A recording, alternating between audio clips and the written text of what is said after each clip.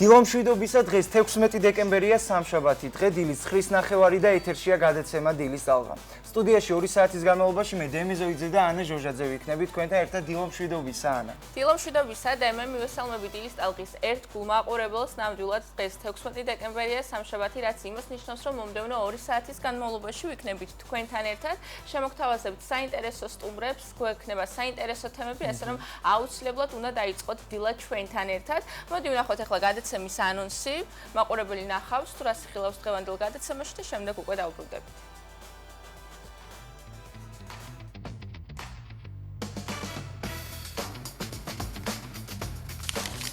დღეს 16 დეკემბრის დილის ტალღის ეთერიდან გაიგებთ რა ხდება ფინანსურ სამყაროში, გაგაცნობთ აქციების ფასებსა და კრიპტოვალუტების გაცვლით კურსს. საკუთარი ეზო შესაძლოა პატარა ბოტანიკურ სამყაროდ გადავაქციოთ. ფლორისტმა ინდირა დავითაძემ სახლში გაზრდილი ყვავილებისთვის ორანჟერია მოაწყო და მცენარეებს ახალი სივრცე შესთავაზა. დღეს ბოტანიკო ლაივში გავიგებთ როგორ მოვაწყოთ მცენარეებისთვის ზამთრის სივრცე ღია ცის ქვეშ. გაგიზიარებთ ღუმელში გამომცხვარი გოგრას რეცეპტს ფისტას მარცვლებით რუბრიკაში შენი კერძი. ბავიტა მანდავა გახდა პირველი ინდოელი მოდელი, რომელმაც შანელის შოუ გახსნა. ტეილორ სვიფტმა ქართველი დიზაინერის დევიდ კომას კაბა მოირგო. დეტალები რუბრიკაში ვებსიახლეები. გადაცემის მეორე ნაწილში დილის ტალღის სინოპტიკოს კობა ფარტენაძისგან გავიგებთ როგორი იქნება 16 დეკემბრის ამინდის უტყუარი პროგნოზი. არ გამოგრჩეთ დილის რადიო ტალღებითა და საინტერესო სტუმრებით. კლასიკოსი მწერლისა და საქართველოს პირველი პრეზიდენტის მამის კონსტანტინე გამსახურდიას სახლ-მუზეუმის ისტორია. აბაშის მკვიდრით შიაკაცი, რომელმაც ქართველებს დიდი საგანძური დაუტოვა რუბრიკა დროის მანქანა კონსტანტინე გამსახურდიას სახლ-მუზეუმს ეწვია. ბავშვების ეკრანდამოკიდებულება და კონცენტრაცია როგორ მოქმედებს გაჯეტების ხშირი გამოყენება ბავშვის ფსიქიკასა და ყურადღების უნარზე. სტუდიაში კლინიკურ ფსიქოლოგთან და თერაპევტთან ერთად ვისაუბრებთ რისკებზე, ნიშნებსა და პრაქტიკულ რეკომენდაციებზე მშობლებისთვის. გადაცემის მესამე ნაწილში სტუდიაში კომპოზიტორ სოფო ზაქარაძესა და მომღერალ შორენა მიქელაძესთან ერთად დავბრუნდებით ვისაუბრებთ როგორ მიმდინარეობდა შემოქმედებითი პროცესი და მუსიკალური თანამშრომლობა. გადაცემას კი დავასრულებთ სიმღერით ბათუმზე.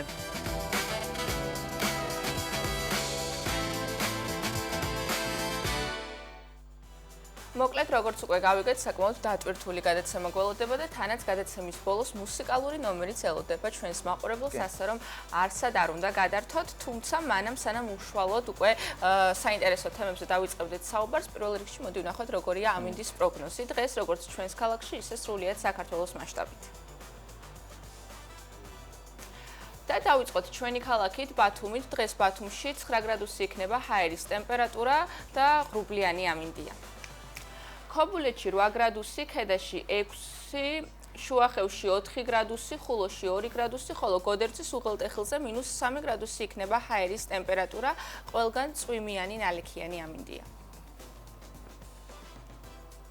რაც შეეხება ოზურგეთს, ოზურგეთში დღეს 8 გრადუსი იქნება ჰაერის ტემპერატურა, ურეკში 9 გრადუსი, ლანჩხუთში 8 გრადუსი, ჩოხატაურში 7, ხოლო ბახმაროში -2 გრადუსი იქნება ჰაერის ტემპერატურა და ყველგან წვიმიანი ამინდია. ფოთში +10, ანაკლიაში +7, სოხუმში +9, ხოლო ზუგდიდში +7 გრადუსი იქნება ჰაერის მაქსიმალური ტემპერატურა დღეს 16 დეკემბერს და აქაც ყველგან ნალექიანი წვიმიანი ამინდია. კოპიტნარში +8 გრადუსი, ასევე 8 გრადუსი იქნება ქუთაისში, ხოლო საირმეში +2 გრადუსი იქნება ჰაერის მაქსიმალური ტემპერატურა. მესტიაში -1, ბორჯომში 4 გრადუსი, ბაკურიანსა და აბასთუმანში 0 გრადუსი იქნება ჰაერის ტემპერატურა და ნალექიანი წვიმიანი ამინდია ყველგან სრულიად საქართველოში. ახალციხეში +3, გორში +5, ცხინვალში 4 გრადუსი იქნება ჰაერის ტემპერატურა და თელავში არის მხოლოდ მზიანი ამინდი და 6 გრადუსი იქნება ჰაერის მაქსიმალური ტემპერატურა მთელი დღის მანძილზე. და ბოლოს თბილისში ჩვენს დედაქალაქში 7 გრადუსი ფიქსირდება და აქაც მოგრუბლული მზიანი ამინდი შენარჩუნდება დღეს მთელი დღის მანძილზე. მოკლედ თელავში და თბილისში მცხოვრებლებს გაუმართლად დღეს მზიანი ამინდი იქნება, ხოლო დანარჩენ საქართველოს ტერიტორიაზე სამწუხაროდ წვიმიანი და ღრუბლიანი ამინდია. კი, მაგრამ უთხრათ აქვე მაყურებელს, რომ ამინდმა არ უნდა იმოქმედოს მათ განწყობაზე, რადგან ბუნებრივია ბათუმს წვიმა უხდება, ცალკე რომანტიკა წვიმიანი ბათუმიდან წარმოუდგენელია წვიმის გარეშე თამაშე ეს ქალაქი. ჩვენ კი უნდა გავაგზავნოთ ეხლა გადაცემა და დროა შევიხედოთ სამყაროში, სადაც ციფრები მნიშვნელოვანია. დღის კურსი ჩვენს ეთერში.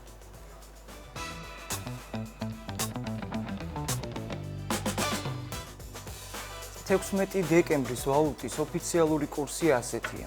1 ამერიკული დოლარი 2 ლარი და 69 თეთრების. 1 ევროს 3 ლარად და 16 თეთრად შეიძენს. ბრიტანული გირვანქა სტერლინგი 3 ლარი და 60 თეთრი ეღირება, ხოლო თურქული ლირა 6 თეთრი. რაც შეეხება კრიპტოვალუტას, 1 ბიტკოინის ღირებულება 242,097 ლარს შეადგენს დღევანდელი მონაცემებით. 1 ეთერიუმს 8429 ლარად შეიძენთ. 1 BNB კი დღეს 2399 ლარი ეღირება. აქვე გადავავლოთ თვალი ოქროს ფასს და გეტყვით, რომ დღეს 1 გრამ ოქროს 352 ლარად და 58 თეთრად შეიძენთ 16 დეკემბრის მონაცემებით. ინვესტორთა შორის გლობალურად პოპულარული დღესდღეობით არის Apple-ის, AMD-ის, Google-ის, Meta-ს და Amazon-ის აქციები. Apple-ის აქციების ფასმა დაიკლო 0.15%-ით და დღეს 746 ლარად და 77 თეთრად შეიძენს. AMD-ის ფასი კი 564 ლარია დღევანდელი მონაცემებით. Google-ის აქციების ფასი 830 ლარი და 40 თეთრია. Meta-ს ფასი დღეის ჩათვლით 1731 ლარი და 15 თეთრია. ხოლო Amazon-ის აქციების ფასი 608 ლარს და 2 თეთრს შეადგენს დღევანდელი 16 დეკემბრის მონაცემებით.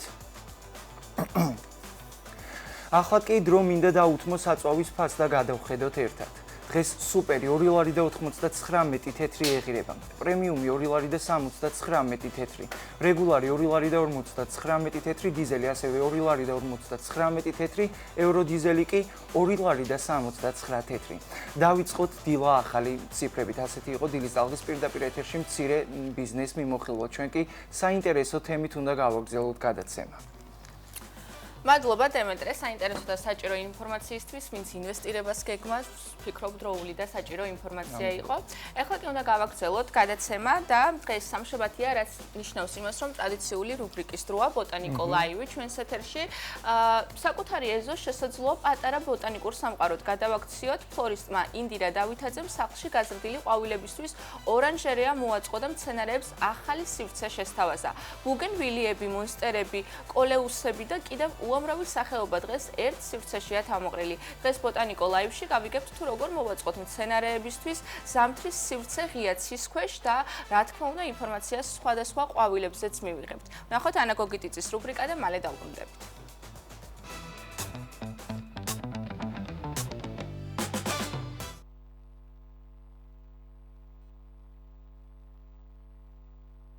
გამარჯობა. ბოტანიკო ლაივი დაგიბრუნდათ დილის ტალღის ეთერში. ზამთარი დადგა და დღეს უნდა გესაუბროთ ზამთრის ბაღზე.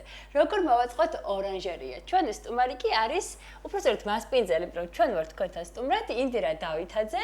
გამარჯობა. გამარჯობა. გარემოსაც ეტყობა, რომ ქალბატონი ინდირა გახოთ ფლორისტი. პროფესიით. ქალბატონი ინდირა, რა უნდა გავითვალისწინოთ, სანამ მოვაწყობთ აი ასეთ ორანჟერიას, რომელიც თქვენ გაქვთ ულამაზეს? ჩემი ოცნება იყო, რომ თავიდან მქონოდა ორანჟერია, რადგან სახლის პირობებში ძალიან რთულია ამდენ მცენარეს მოუყარო თავი, გაზამთრება, ანუ მცენარეს სჭირდება მკვეთრი ნათება, ტემპერატურა, ანუ სახლის პირობებში ჩვენ მას ვერ შევქმნით იმ ტემპერატურას ზამთარში, როგორც მას სჭირდება. ჩვენ უფრო სითბოს მოყვარული ვართ, მაგრამ მცენარეს არ უყვარს მაღალი ტემპერატურა, ანუ გამოშრობა უფრო ხდება რა მაგ დროს და ძალიან რთულია მისთვის. ბევრ დაავადებებს იზიდავს მაგ დროს რა, როცა ტემპერატურა მაღალია, განათება არ აქვს კარგი. და რეალურად ნებისმიერ ამინდში აქვს განათება, ტემპერატურაც როგორც ვხედავ თქვენ გაქვთ გათბობა და გათვალისწინებულია ყველაფერი და ყველას მოსწონს. კი რა, და ასევე ხდება აქ მარტივია ორანჟერიაში დანამვა, მცენარებს ძალიან უყვარს დანამვა, ხშირად უნდა დაინამოს, როცა სიმშრალეა და იგი ითხოვს მცენარე რომ დავნამოთ. და გათვალისწინებული გაქვთ რა თქმა უნდა ყველაფერი ამ შემთხვევაში. გათვალისწინებული ასევე აქ ანუ ზაფხულის პერიოდში მე დაჭირდება დამცავი ბადეები, მარეგულირებელი ტემპერატურის, ანუ ქარი უნდა შემოვიდეს, ცხელი აირი უნდა გავიდეს გარეთ, ცივი გრილი აირი უნდა შემოვიდეს ორანჟერიაში. თუმცა ზამთარში იდეალურად გამოიყურება ყველაფერი. ჯერჯერობით ეხლა უკვე ვუმკლავდებით რა ამ ტემპერატურასაც და სიცხესაც ძალიან მარტივად ვუმკლავდებით ჯერჯერობით. მე უკვე ხედავ ულამაზეს ყვავილებს. ბუგენვილიები, როგორც ვიცით, როგორც გავიცანი, სხვადასხვა ფერში და როგორც ხედავ, განსაკუთრებულად მოსწონთ ამ ყვავილებს ეს გარემო. ეს ზამთარში აი ასე ყვავილობს თუ უბრალოდ აი ეს ორანჟერიის გარემო მოეწონა და ამიტომ ესე თამამად გაშალა თავისი ყვავილები. ბუგენვილია მზის მოყვარული მცენარეა. ის არის სამხრეთ ამერიკიდან ამისი წარმოშობა. მათ მის პირობებში, ანუ 11 თვის განმავლობაში ყვავის. ჩვენს პირობებში უნდა გავითვალისწინოთ, რომ მისი მზის ნათება უნდა იყოს 6-დან 8 საათამდე მაინც, რომ მარტივად შეძლოს გაყვავება მცენარემ. ანუ ოთახის პირობებში შეიძლება მოიწყინოს და რეალურად არც აყვავილდეს და აი ორანჟერიაში მშვენივრად არის დღის განმავლობაში იღებს. კი, ორანჟერიაში ყვავის, ანუ ნათება ყოფნის ტემპერატურაც აქვს თავისი, ანუ 18-დან 30-მდე უნდა კონდეს მას ტემპერატურა, რომ იყვავილოს. არის მცენარები, რომლებიც იზიდავენ მავნებლებს, მაგრამ ეს მცენარე მავნებლებს არ იზიდავს. უბრალოდ რაც გასათვალისწინებელია, ახლა მიწასაც რომ გითხრათ, რომ განსაკუთრებულს მოითხოვს, არ მოითხოვს. თავიდან ახლა გამრავლების პერიოდში კარგია, რომ გავითვალისწინოთ, როგორ ანუ ფხვიერი ნიადაგი ჭირდება ტორფში, დასაფესვიანებლად, რომ მარტივად აფესვიანდეს, თორე ისეთ სხვა შემთხვევაში მინდვრის ნიადაგშიც გადასარევად გზნობს თავს, ანუ ძალიან განაყოფიერებული ნიადაგი არ ჭირდება. ბუგენვილია არის როგორც ხვიარა, ასევე ჯუჯა. ხვიარა არის, როდესაც მაღლა ადის მცენარე და ჯუჯა არის აი ეს აი კომპაქტური მცენარე, რომელიც მარტივად შეგიძლიათ, რომ ყველგან განათავსოთ, არ მოითხოვს დიდ ადგილს, დიდ სივრცეს არ მოითხოვს და მარტივია მისი ყველგან მოთავსება. გავისეირნოთ ახლა მგონი ამ ზამთრის ბაღს დავარქვ მე მაინც, იმიტომ რომ ნამდვილად ბაღივით გაქვთ გაშენებული და აქეთ ხედავ სუკულენტები, ულამაზესი ყვავილები. მათაც რომ მოგვიყვეთ, იმიტომ რომ ისედაც ყველა მცენარე ძალიან ბედნიერად გრძნობს თავს, მაგრამ აი აქეთ განსაკუთრებით ზედ გამოიყურებია სხვადასხვა ფეროს ხედავ. ეს რა ყვავილია რომ გაგვაცნოთ მისი თავი? ანუ ეს არის კოლეუსი, ეძახიან ჭინჭარას რა. ანუ მარტივად მრავლდება კალმით. ოთახის პირობებში ეხლა თუ გავაზამთრებთ, ჩვეულებრივად გაიტანს ზამთარს. მაგრამ სიცივეს ვერ იტანს. სინათლესთან დაკავშირებით როგორ არის? იმიტომ რომ ოთახი შეგვიძლია ვყავდეს. სინათლესთან დაკავშირებით, ანუ ჭირდება მზის სხივები, მკვეთრი მზის სხივები, რომ მივიღოთ მკვეთრი ფერები. აი, ნახეთ როგორი ფერები აქვს. აქ ახლა ორი განსხვავებულია. ანუ სხვადასხვა სახეობა არის. აქ არის 15-ზე მეტი სახეობა რა. აი ჭრედს. ხო რა, ნახეთ როგორი ფერები აქვს, უფრო მკვეთრი, კარგ განათებაზე ფერები უფრო მკვეთრად აქვს გამოსახული რა.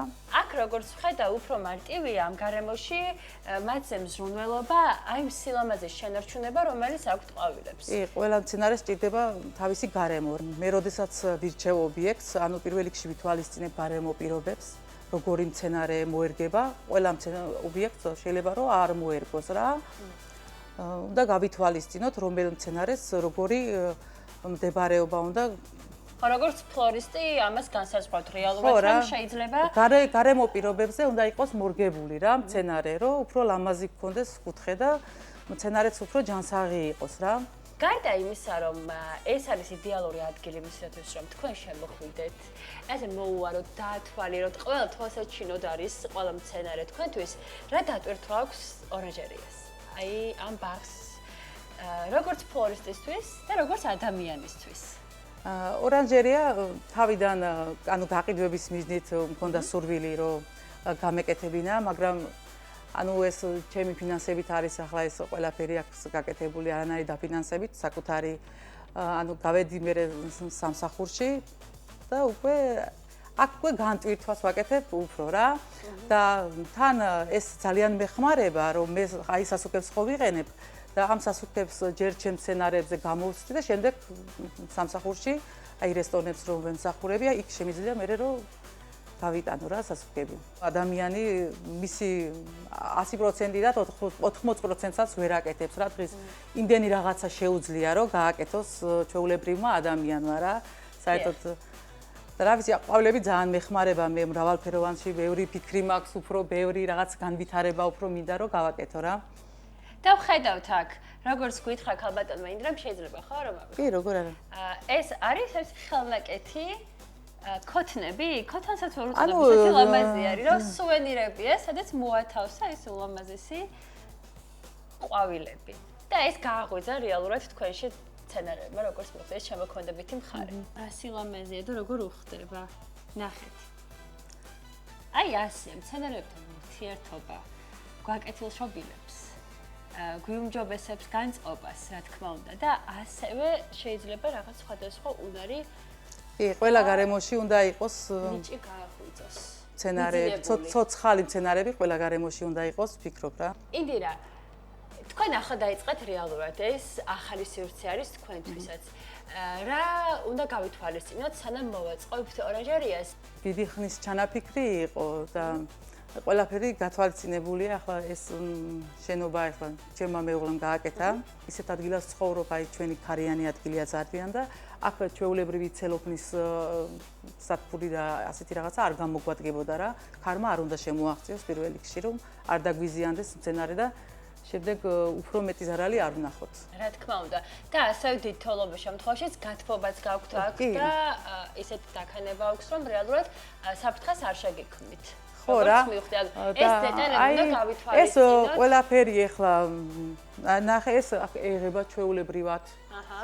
ეს ან ზაფხულის პერიოდში საერთმა იმოწმოს. ამღებით იქნება ზაფხულის პერიოდში ჩვეულებრივად.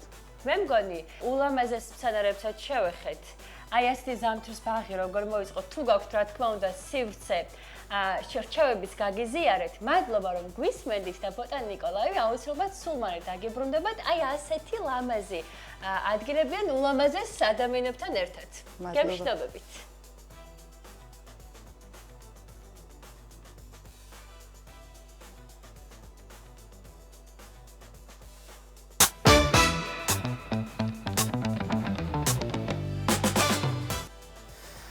მადლობა ანა, საინტერესო სივრცეში გვამოგზაურა და ვფიქრობ სასარგებლო რჩევები გაუზიარა მათ, ვისაც მცენარეები ნამდვილად ძალიან უყვარს და მათ შორის ჩვენც ალბათ ჩვენც გვაქვს ხო სახში ბუნებრივი მცენარე რომელსაც მე ნაკლებად ვუვლი, მაგრამ დედას ძალიან უყვარს და ბევრი მცენარე აქვს სახლში, რომელსაც ყოველდღიურად მაგრამ მოგწონს ხო, როდესაც სახლში არის მცენარეები, უფრო სიმყუდროვის განცდას მათთვის. ნამდვილად კი, უხდება ნებისმიერ სივრცეს. და ჩვენს სივრცესაც უხდება სიმწვანე ნაძვის ხეები და ჩვენთან უკვე სახალხო განწყობა არის. ჩვენ ასევე ვართ სოციალურ ქსელებში, ანა პირდაპირ ეთერში ვართ Facebook-იდან, Facebook-ის მეშვეობით შეუძლია ჩვენს მაყურებელს ჩაგვიგდონ მათი ფოტოები ნაძვის ხის, როგორ მოაწყეს და ჩვენ აუცილებლად ვნახავთ ამ კომენტარებს. ეხლა კი სოციალურ ქსელებში არ ვახსენეთ, უნდა შევიხედოთ იმ სამყაროში, სადაც დღეს ყველა ვართ სამწუხაროდ, ჩვენ და სამწუხაროდ თუ საბედნიეროდ.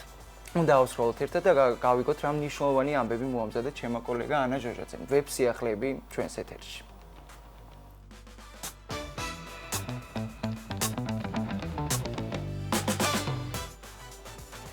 ბავიტა მანდავა გახდა პირველი ინდოელი მოდელი, რომელმაც შანელის შოუ გახსნა. ბავიტა მანდავა 25 წლის ინდოელი მოდელია, რომლის ცხოვრებაც 2025 წელს თავდაყირა დადგა. ბავიტამ ინდოეთში არქიტექტურის მიმართულებით ბაკალავრი დაამთავრა, მაგისტრატურის საფეხურზე სწავლის გასაგრძელებლად კი ნიუ-იორკში გადავიდა საცხოვრებლად. ბავიტა წლის დასაწყისში 2025 წლის გაზაფხულის სეზონის დაწყებამდე 2 კვირით ადრე ნიუ-იორკის მეტროში სამოდელო აგენტმა უამრავ ადამიანს შორის შეამჩნია. აგენტმა მისი ფოტოები მოდის სახლ ბოტეკა ვენეტას კრეატიულ დირექტორს მეთიუ ბლას გაუგზავნა და ასე შეირჩა ბავიტა მანდავა ბოტეკა ვენეტას ჩვენებაზე გამოსასვლელად. ამას მალევე ბრენდის სარეკლამო კამპანიაში ბავიტას მონაწილეობაც მოჰყვა. მოგვიანებით მეთიუ ბლაზი შანელის კრეატიული დირექტორი გახდა და ბავიტაც თან წაიყვანა. მანდავამ მონაწილეობა მიიღო 2026 წლის გაზაფხულის შოუში. 2 დეკემბერს კი მოდელმა ბლაზის მიერ მოწყობილი შოუ გახსნა. სიმბოლურია, რომ ეს შოუ სწორედ იქ ჩატარდა, სადაც მანდავას სამოდელო კარიერა დაიწყო ნიუ-იორკის მეტროს სადგურში. მოდელმა შოუს შემდეგ საკუთარი მშობლების ვიდეო გამოაქვეყნა, სადაც ისინი ბავიტას მიერ შანელის შოუს გახსნას უყურებენ და ემოციებს ვერ იკავებენ. ვიდეოსთან ერთად ბავიტამ მადლიერებაც გამოხატა. სიტყვებით ვერ გავმოვცემ, რამდენს ნიშნავს ეს ყველაფერი ჩემთვის, წერს მოდელი. ამრიგად 2 დეკემბერს ბავიტა მანდავა გახდა პირველი ინდოელი მოდელი, რომელმაც შანელის შოუ გახსნა. გადავინაცვლოთ შემდეგ სიახლეზე, ტეილორ სვიფტმა ქართველი დიზაინერის დევიდ კომას კაბა მოირგო. ტეილორ სვიფტი ქართველი დიზაინერის კაბით ცნობილი ტელეწამყვანი ტელეწამყვანი სტივენ კოლბერტის გადაცემაში მივიდა. გადაცემაში ტეილორმა დოკუმენტური სერიალის შესახებ ისაუბრა, რომელიც მომღერლის მიერ ჩატარებული მსოფლიო ტურის შესახებაა. The End of an Era-ს პრემიერა 12 დეკემბერს შედგა და მაყურებელი ყოველ კვირაში 2 ახალ ეპიზოდს იხილავს. ქართველი დიზაინერის დევიდ კომას მიერ შექმნილი კაბის ღირებულება $1695-ია. Taylor Swift-ს ასევე შინდისფერი მაღალხუსლიანი ფეხსაცმელები და ბრენდ ეტიკის $8500 შეფასებული ბრილიანტის საყურეები ამშვენებდა. ასე მიიქცია Taylor Swift-მა მთელი მსოფლიოს ყურადღება. გადავინაცვლოთ ახლა და კვლავ Taylor Swift-ის ირგვლივ უნდა ვიტრიალოთ. მომღერალი ახალ სკანდალში გაიხვა. Taylor Swift-მა 3 ოქტომბერს ახალი ალბომი The Life of a Showgirl გამოუშვა და როგორც ყველაფერი, რასაც Swift-ი აკეთებს, ეს ალბომიც გამოსვლისთანავე სენსაციად იქცა. სენსაციად არა მხოლოდ გაყიდვებითა და მოსმენებით, არამედ იმითაც თუ რამდენი ადამიანი აალაპარაკა როგორც ალბომზე, ისე თავად Taylor-ზე. სხვა ცნობილი ადამიანების მსგავსად Swift-ს მუდამ აკვირდებიან როგორც ფანები, ისე კრიტიკოსები. თუმცა Taylor-ს სხვა სელებრიტებისგან ის გამოარჩევს, რომ კარიერის დასაწყისიდან მომღერალი ფანებთან განსაკუთრებით ახლოსაა. მათ მეგობრებს უწოდებს და საკუთარი პირადი ცხოვრების შესახებ მინიშნებებსაც აძლევს. ამ დამოკიდებულების შედეგად დღეს Taylor-ის ყველა ქცევასა და პროდუქტს მილიონობით ადამიანი მცირე დეტალებშიც კი აკვირდება. Swift-ის სიმღერები, ტანსაცმელი, აქსესუარები, ფოტოს არწერა, ვარცხნილობა, მეგობრები, მისი ცხოვრების ყველა დეტალი მუდამ მინიშნებების საპოვნელად განიხილება, რადგან ფანებს და არა მხოლოდ სურთ მეტი იცოდნენ მომღერალზე. არც ახალი ალბომის გამოსვლა იყო გამონაკლისი. მას შემდეგ სოციალურ პლატფორმებზე რამდენიმე კვირის განმავლობაში აქტიურად განიხილებოდა ალბომის სიმღერების ტექსტები და მერჩის პროდუქტები. თუმცა ეს განხილვა ნორმალურისგან განსხვავდებოდა და მალევე მიიღო ბევრად უფრო რადიკალური სახე, ვიდრე ფანების საყვარელი მომღერლის მიმართ ცნობის მოყვარეობაა. სოციალურ მედიაში გავრცელდა პოსტები, რომლებიც Taylor-ს მაგა Make America Great Again მოძრაობის შესაბამისად დონალდ ტრამპის მხარდაჭერას აბრალებდა. ტრადიციული ცოლის გენდერულ ნორმებს მიაწერდა და ამბობდა, რომ მომღერალი შეფარული მინიშნებებით ჩვენთვის თეთრი რასის უპირატესობის გადმოცემასაც კი ცდილობდა. Taylor-ის ფანების ნაწილი დაეჭვდა, რომ ეს ყველაფერი სპეციალურად დაგეგმილი სიძულვილის კამპანია იყო მომღერლის წინააღმდეგ და როგორც ჩანს, ეს ეჭვი მხოლოდ მათ არ გასჩენიათ. ანალიტიკურმა კომპანია Goodiam ჩაატარა კვლევა, რომლის ფარგლებშიც 3 ოქტომბრიდან 18 ოქტომბრის ჩათვლით გამოიკვლია 14 ციფრულ პლატფორმაზე 18000 მომხმარებლის 24000 პოსტი. კვლევის შედეგად კომპანიამ დაადგინა, რომ ამ პერიოდის მანძილზე Swift-ის შესახებ საუბრის 28% მომხმარებლების 3.77 მიასედიდან მოდიოდა, მათ შორის ის პოსტებიც, რომლებიც მომღერალს ნაცისტობას აბრალებდა. კვლევის მიხედვით მომხმარებლები, რომელიც ამ პროცესში მონაწილეობდნენ და Taylor-ის ამბავს ეხმიანებოდნენ, ძირითადად ბოტების შთაბეჭდილებას ტოვებდნენ. პოსტების 40% არაავთენტური ანგარიშების მიერ ზიარდებოდა. კომპანიის წარმომადგენელი ასეთ დაკვირვებამდე მივიდა. ასეთი მცდელობა აქამდეც გვინახავს, მცდელობა, რომლის მიზანიც ვიღაცის რეპუტაციის დანგრევაა. კვლევრებმა აღმოაჩინეს ისიც, რომ იმ მომხმარებლებს შორის, რომლებიც ავრცელებდნენ ჭორებს Taylor-ისა და Black Lives-ის შესახებ, დიდი გადაკვეთაა. კვლევრები ფიქრობენ, რომ არსებობს ერთიანი კოორდინირებული ქსელი, რომელიც მიზანმიმართულად ავრცელებს დეზინფორმაციას ცნობილი ადამიანების შესახებ და გავლენას ახდენს სკანდალების შექმნაზე. ასე გახდა მუდამ ყურადღების ცენტრში მყოფი Taylor Swift-ი ბოტების მსხვერპლი. დღეისათვის ვებსიახლეები სულ ეს იყო. მოკლედ, ანა, ნამდვილად საინტერესო ვებსიახლეები შეარჩიეთ, Taylor Swift-ი კონკრეტულად ყოველთვის აქტუალურია, მე მახსოვს, თუ არ ვცდები, ეს არტისტი იყო, რომლის კონცერტზეც, ესე ვთქვათ, მაყურებლის ოვაციებმა და ცეკვამ მიწის რაც კი გამოიწვია, ხო? ხო, სწორად მახსოვს. კი, სწორად გახსოვს, კი, მუდამ ნამდვილად ყურადღების ეპიცენტრშია Taylor. ხო, ის გოგო და ცოტა მეცოდები. კი, თან წლები გადის და მაინც არ კარგავს აქტუალობას, რატომღაც ხომ მუდამ ყურადღების ცენტრშია. კი, მადლობა, ანა, ჩვენ კი უნდა გავაგზავნოთ გადაცემა და ეხლა სამზარეულოში უნდა შევიხედოთ გემრიელობების დრო დადგა მე ისე უძახი ამ რუბრიკას შენი კერძი ჩვენს ეთერში ამჯერად ჩვენი კოლეგა ქეთა თხილაიშვილი ძალიან გემრიელ კერძს მოამზადებს ღუმელში გამომცხვარი გოგრა ფისტას მარცვლებით. საინტერესო ჭრებს კი ვნახოთ რეცეპტი, მოდი და მალე დავბრუნდებით.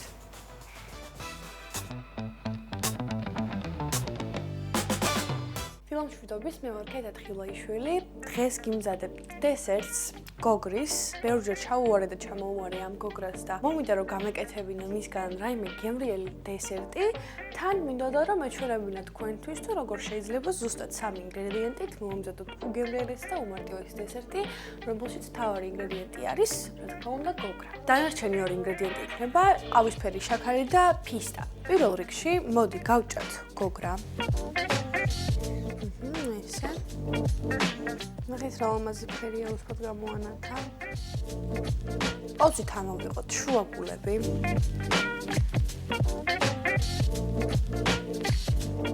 გადავიტეროთ ეს სხვაგან ის არ გჭირდება. ისიც. ეს ახლა დროებით გადავდოს რომ ხელი არ შეგვიშალოს.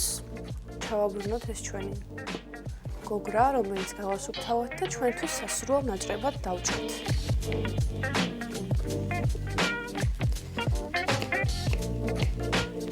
ესეც ჩამოვჭრათ. ესე. და ეხლა თითო-თითოს ესე კანები მოვაცალოთ.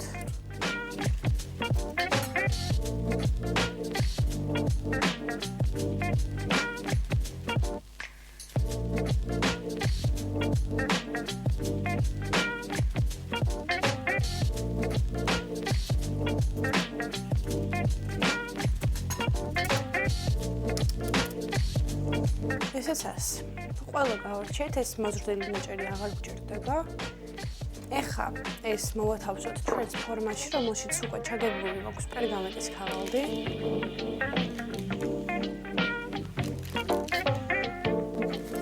რომელიც უფრო გრძელია, შეგვიძლია შუაში გავჭრათ.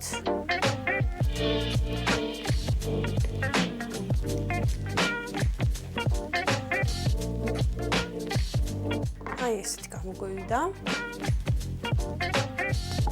ეხლა მოვაყაროთ ყავისფერი შაქარი.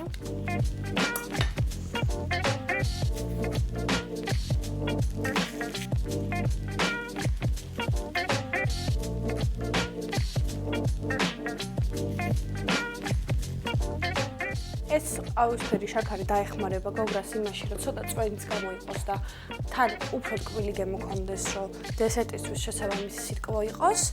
ეს ახლა უნდა მოვათავსოთ ხუმელში, დაახლოებით 20 წუთით ან 9 საათის განმავლობაში. შემდეგ გამოვდგამთ და გავაფორმებთ ფისტით.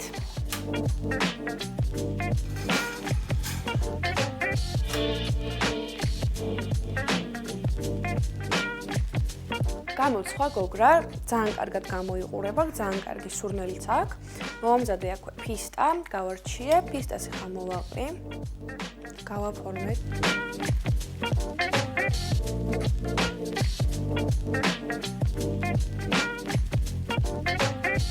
გავსინჯოთ, მოდი გადმოვიღოთ ახლა პატარა ნაჭერი. ძალიან რბილია თან.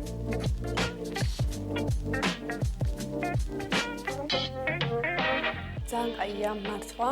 მე უბრალოდ ოდნავ სიტყვას დაუმატებდი. ფისტაც ძალიან მოუხდა, ეს კომბინაცია ძალიან მომეწონა. მე კი მომდევნო რუბრიკამდე დაგემშვიდობებით, კეთილი სურვილებით, ნახვამდის.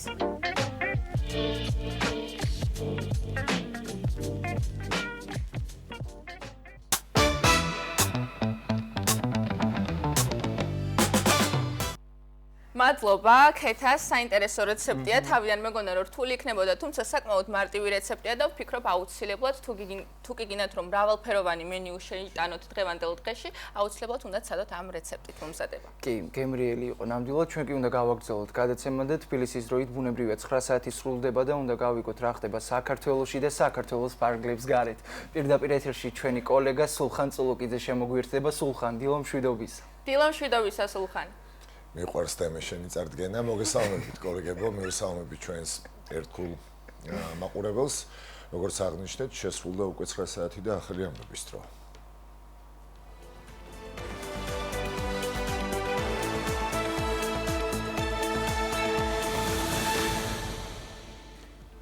საქართველოს პრემიერ-მინისტრის ირაკლი კობახიძის მიმართვის საფუძველზე საქართველოს პარლამენტმა მოამზადა კანონის პროექტი, რომლის მიხედვითაც 2026 წლიდან ამნისტია ცხადება სხვადასხვა სამართალდარღვევის გამო მოქალაქეებისთვის სხვადასხვა ვადით ჩამორთმეულ მართვის მოწმობებზე. კანონის პროექტი ბიუროს უკვე წარადგინა, ხოლო სამი მოსმენით დაჩქარებული წესით 4 შაბათს მიიღება.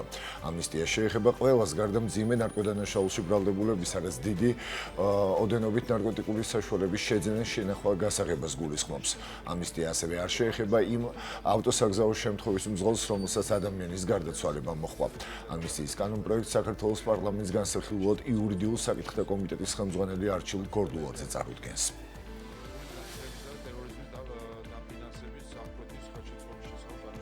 პარლამენტში ინიცირებულია და 16 დეკემბრის რიგარში სხდომაზე განსახილულად გავა ფრაქცია საქართველოსთვის ინიციატივა, რომელიც დროებით საგამოძიებო კომისიის შექმნას და აღნიშნული კომისიის მიერ 2024 წლის ნოემბერ-დეკემბრის საპროტესტო აქციების დროს სამართალდამცავი ორგანოს მხრიდან მანიფესტაციების დაშლის ლეგიტიმურობისა და გამოყენებული სპეციალური საშუალებების კანონიერების შესწავლას ითვალისწინებს. პარლამენტის რეგლამენტის მიხედვით საგამოძიებო კომისიის შექმნის საკითხი ბიურომ უახლოესი პლენარული სხდომის დრის წესრიგში უნდა ასახოს. კომისიის შექმნის გადაწყვეტილებას კი 50 დეპუტატის მხარდაჭერა სჭირდება. როგორც ფრაქცია საქართველოსთვის განმარტავს, საზოგადოებაში არსებობს მაღალი ლეგიტიმური ეჭვი და შეშფოთება იმასთან დაკავშირებით, რომ 2024 წლის ნოემბერ-დეკემბერში საქართველოში შეკრებებისა და მანიფესტაციების შესაძლებლად სამართალდამცავი ორგანოების მხრიდან ძალის გამოყენებისას დაირღვა როგორც კანონმდებლობის მოთხოვნები, ისე საერთაშორისო სტანდარტი, რის შედეგადაც შესაძლოა ზიანი მიადგა ადამიანის სიცოცხლესა და ჯანმრთელობას. ინიციატორებს განმარტებით აუცილებელია პასუხი გაეცეს კითხვებს სამართალდამცავი ორგანოების მხრიდან ხომ არ ჰქონდა ადგილი ისეთი სპეციალური საშუალებების გამოყენებას, რომელიც დაკავშირებულია გაუმართლებელ რისკთან და იკრძალება კანონმდებლობით.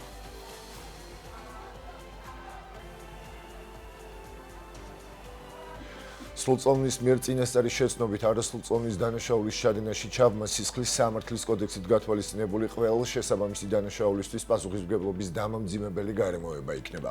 დამამძიმებელი გარემოება ხდება სრულწლოვნის მიერ დანაშაულის ჩადენაში წინასწარი შეცნობით არასრულწლოვანთან ერთად თანამონაწილის ან თანაამსრულებლის სახით მონაწილეობა. შესაბამისი საკანონმდებლო ცვლილებები პარლამენტს უკვე წარადგინა და მას დაჩქარებული წესით განიხილავენ. ქართული ოცნების დეპუტატების მიერ მომზადებული პროექტის მიხედვით აღნიშნული დამამძიმებელი გარემოების არსებობისას დანაშაულის ჩადენის დროს ვადიანი თავისუფლების აღკვეთის დანიშვნისას მოსახდელის საშელისვა და გათვალისწინებული საშელის მინიმალურ ვადას სულ მცირე 1 წლით უნდა აღემატებოდეს.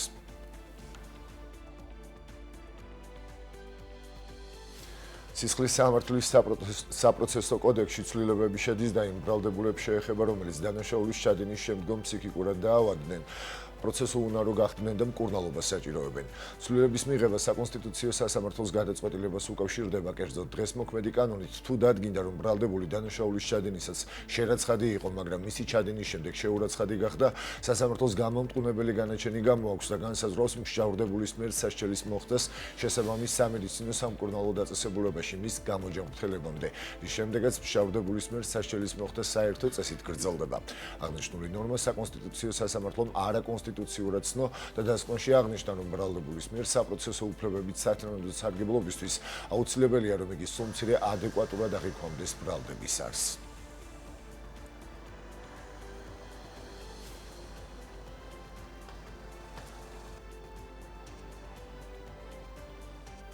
ევროპელი ლიდერები უკრაინაში მშვიდობის მიღწევის მიზნით მოლაპარაკებების შესახებ ერთობლივ განცხადებას ავრცელებენ. განცხადებაში ლიდერები მიესალმებიან მნიშვნელოვან პროგრესს პრეზიდენტ ტრამპის ძალისხმევის ფარგლებში, რაც მიზნად ისახავს უკრაინაში სამართლიანი და ხანგრძლივი მშვიდობის უზრუნველყოფას. ისინი ასევე მიესალმებიან პრეზიდენტ ზელენსკისა და პრეზიდენტ ტრამპის გუნდებს შორის, აგრეთვე ევროპულ გუნდებს შორის ბოლო დღეებისა და კვირების განმავლობაში მჭიდრო მუშაობას. თანხმდებიან, რომ პრეზიდენტ ტრამპთან და პრეზიდენტ ზელენსკისთან ითანამშრომლობენ ხანგრძლივი მშვიდობის მისაღწევად, რომელიც უკრაინის სუვერენიტეტსა და ევროპის უსაფრთხოებას დაიცავს.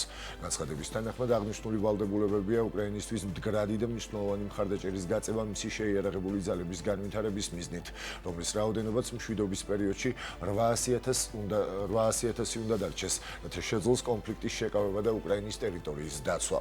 უკრაინის მომავალ კეთილდღეობაში ინვესტიციების ჩადება, მათ შორის აღდგენისა და რეკონსტრუქციისთვის რესურსების გამოყოფა, ორმხრივად სასარგებლო სავაჭრო შეთანხმებების დადება და რუსეთის მიერ უკრაინისთვის მიყენებული ზიანის ანაზღაურების აუცილებლობის გათვალისწინება. ამის ფარგლებში ევროკავშირში არსებული რუსული სუვერენული აქტივები გაყიდულია.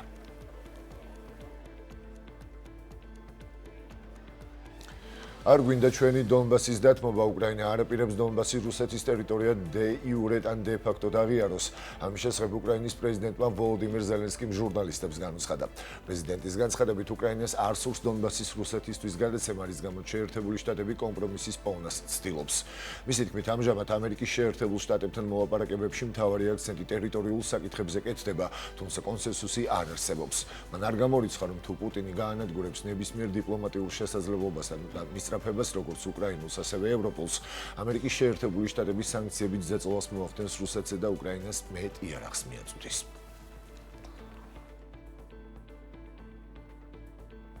გარემოს დაცვითი ინფორმაციისა და განათლების ცენტრის ინიციატივითა და ორგანიზებით საჯარო სკოლებში საინფორმაციო შემეცნებითი შეხვედრები ჩატარდა. შეხვედრების მიზანი იყო მოსწავლეებში ატმოსფერული ჰაერის ხარისხის მნიშვნელობის შესახებ ცნობიერების ამაღლება, ჰაერის დაბინძურების ძირითადი წყაროებისა და მისი შემცირების მიდგომების გაცნობა. განიხილეს ჰაერის დაბინძურების გავლენა ადამიანის ჯანმრთელობასა და გარემოზე. საინფორმაციო შემეცნებითი შეხვედრები მოიცავდა პრეზენტაციებს, დისკუსიებსა და ინტერაქტიულ აქტივობებს. ატმოსფერული ჰაერის ხარისხის მართვის ცენტრალური ზონის 2023-2025 წლის გეგმის ფარგლებში მოვიცავით 5 საჯარო სკოლა და მოსწავლეებს მივაწოდეთ ინფორმაცია სუფთა ჰაერთან დაკავშირებით. აღნიშნულ შეხვედრებს ჰქონდა საკმაოდ ინტერაქციული ხასიათი, არის ძალიან დიდი ინტერესი და მომავალშიც გეგმავთ ჯანსაღ ცხოვრებასთან, სუფთა ჰაერთან და გარემოს დაცვის საკითხებთან ცნობიერების ამაღლების კამპანიებს.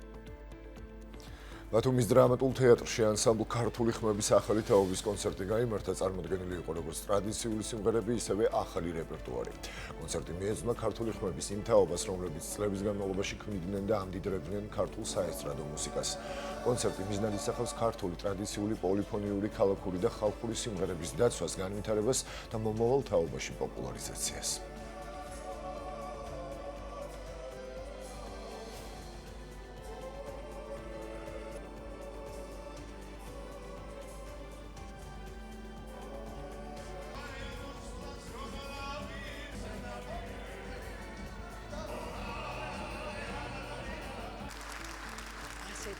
საღამოების შემდეგ ორმაგად მიამაყება, რომ ქართველი ვარ. ეს არის მთელი ჩვენი საქართველოს ისტორია, კულტურა, გუშინდელი, დღევანდელი და ხვალინდელი დღე და ეს აუცილებლად ყოველმა ახალგაზრდამ თავად უნდა მოისმინოს, იხილოს, შეაფასოს, შეიყვაროს და მოუნდეს შესრულება. ახალგაზრდა თაობის ქართული ხმების კონცერტი მიეძღვნა წინა თაობას, რომლებმაც გაიხსენეს ძალიან დიდი სიყვარულით ის ადამიანები, ვინც კვალი დატოვა საერთოდ ქართულ შემოქმედებაზე, საესტრადო შემოქმედებაზე და ეს არის განუმეორებელი მუხტი, რომელიც მოდიოდა და გადაედო მთელს მსმენელს და საზოგადოებას და მე ვფიქრობ, რომ ესეთი საღამოები ამდიდრებს სულიერად ადამიანებს და მე ვისურვებდი, რა თქმა უნდა, რომ კიდევ გავაგრძელოთ და იყოს ეს უწყვეტი, ასე ვთქვათ, საკონცერტო სეზონი. განსაკუთრებული კუთხეა ჩვენთვის აჭარა, ბათუმი, ქობულეთი, ეს მხარე, იმიტომ რომ ძალიან ბევრი მეგობარი, ძალიან ბევრი ახლობელი, ნათესავი, ნათლული და ასე შემდეგ გვაკავშირებს ამ კუთხეს და ამ მხარეს და მუსიკალურადაც ძალიან დამოკიდებულები ვართ ამ კუთხეზე. მადლობა მინდა გადაუხადო მსმენელს, ჩვენს მაყურებელს იმ გულითადი თბილი და სიყვარულით სავსე დახვედრისთვის, როგორც ბათუმელებს ჩვევიათ ხოლმე და აჭარელებს ჩვევიათ. ეს იყო ჩემს ხელთ არსებული ბოლო ინფორმაცია, და სხვა სიახლეებით კი პირდაპირ ეთერში 10 საათზე დავბრუნდებით. დროებით.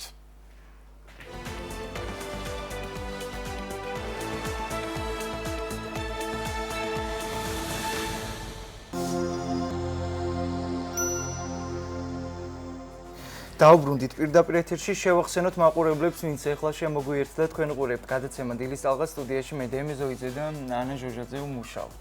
ჩვენ კი ვაგრძელებთ კვლავ გადაცემას, წინ საინტერესო თემები გელოდებათ, აუცილებლად დარჩეთ ჩვენთან ერთად. მოდი ვნახოთ გადაცემის მოკლე ანონსი და მალე დაგიბრუნდებით.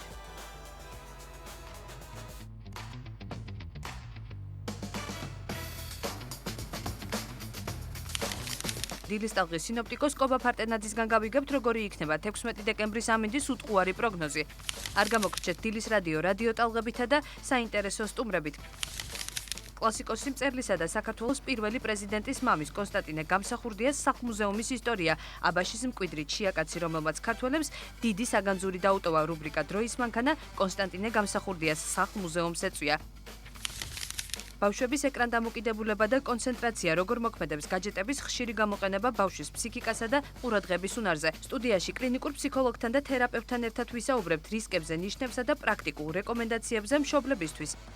გადაცემის მესამე ნაწილში სტუდიაში კომპოზიტორ სოფო ზაქარაძესა და მომღერალ შორენა მიქელაძესთან ერთად დავბრუნდებით ვისაუბრებთ, როგორ მიმდინარეობდა შემოქმედებითი პროცესი და მუსიკალური თანამშრომლობა. გადაცემას კი დავასრულებთ სიმღერით ბათუმზე.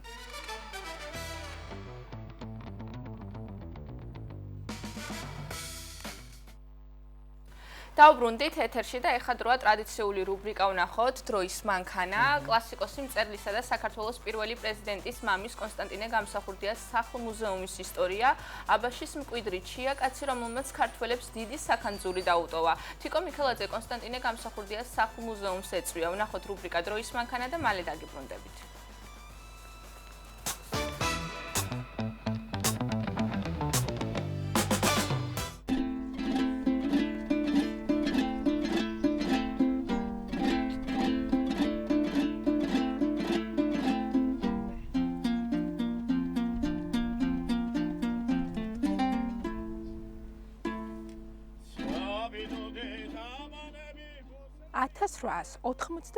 წლის 15 მაისს.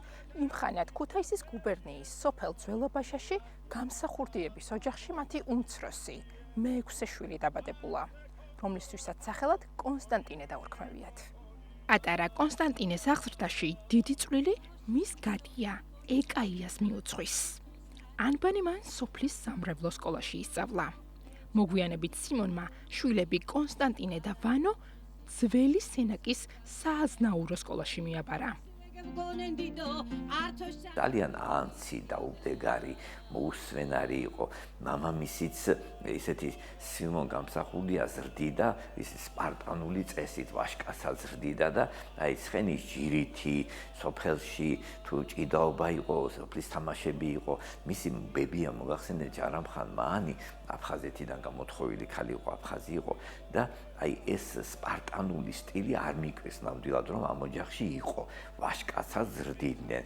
აი ერთხელ კონსტანტინე იხსენებს კიდევაც მამაჩემო ყაზმავს ცხენზე შემისროლაო და აბა გააჭენეო მითხავ და დიდხანს ვეხვეწებოდიო ყველას რომ მიშველეთ და მე რომ მივხვდიო რომ ჩემი შველელი არავინ იყო ხელი კარგად ჩავჭიდე ფაფარშიო და ბოლოს ქუსლის მირტყმით მივაჭენე სახლში ეს ცხენიო.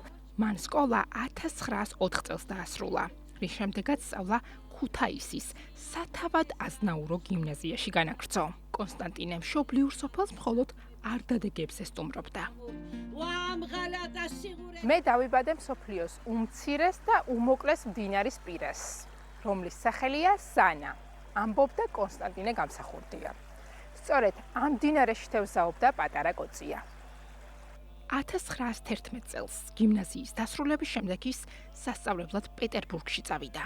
და იქ მას მოუწია რაღაც შეალაპარაკება ნიკო მართან, რომელთანაც შეხედულებებში ვერ ემთხვეოდნენ ერთმანეთს. ქართულად შეეპასუხა კონსტანტინე და ის განაწყენებული დარჩა, რომ ქართულადო რატომ მე რუსის სამსახურში ვარ და რუსულად რატომ მელაპარაკე. ამიტომ განაწყენებული იყო, ჩემი ფეხი არ იქნება მანდ აწი უნივერსიტეტშიო თქვა. არსებობდა ასეთი ჭიათურის მარგანეცის ხანაგობები, რომლებიც ნიჭიერ ქართველებს გზავნიდნენ საზღვარგარეთ სასწავლებლად და აი ამათი სტიპენდიით და ამათი დაფინანსებით წავიდა იგი საზღვარგარეთ სასწავლებლად. ის ლაიფციგის, მიუნხენესა და ბერლინის უნივერსიტეტებში სწავლობდა. გერმანიაში სწავლის პერიოდში ის პირადად გაიცნოდა და უმეგობრდა თომას მანს. 1914 წელს პირველი მსოფლიო ომის დაწყების გამო კონსტანტინე დააპატიმრეს და საკონცენტრაციო ბანაკში მოათავსეს. ერთი წლის შემდეგ კი თომას მანის დახმარებით გაანთავისუფლეს და გერმანიაში სწავლის გაგრძელების ნება დართეს. ის სწავლა განათლების მიღებასთან ერთად ევროპაში ჩამოყალიბებული საქართველოს განმათავისუფლებელი კომიტეტის მუშაობაში აქტიურად მონაწილეობდა. სწორედ გამსახურდიამ შეკრიბა გერმანიის ქალაქ ჰამბურგში ტყვედაყვანილი 3000 ქართველი და ისინი სამშობლოში დააბრუნა.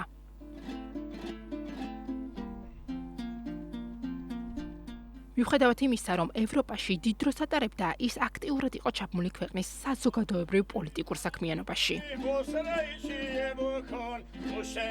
1922 წელს გამოსცა გაზეთი ლომისი, ილიონი, 1923 წელს კი საქართველოს სამრეკლო.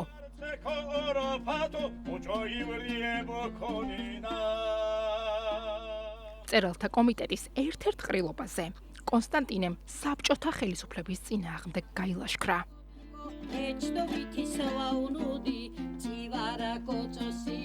ყოველივე ამის გამო 1931 წელს წარმატებულ მწერალს, ერუდიტსა და საზოგადო მოღვაწეს მწერალთა ფედერაცია თავისი ორგანიზაციის რიგებიდან ერთხმად რიცხავს.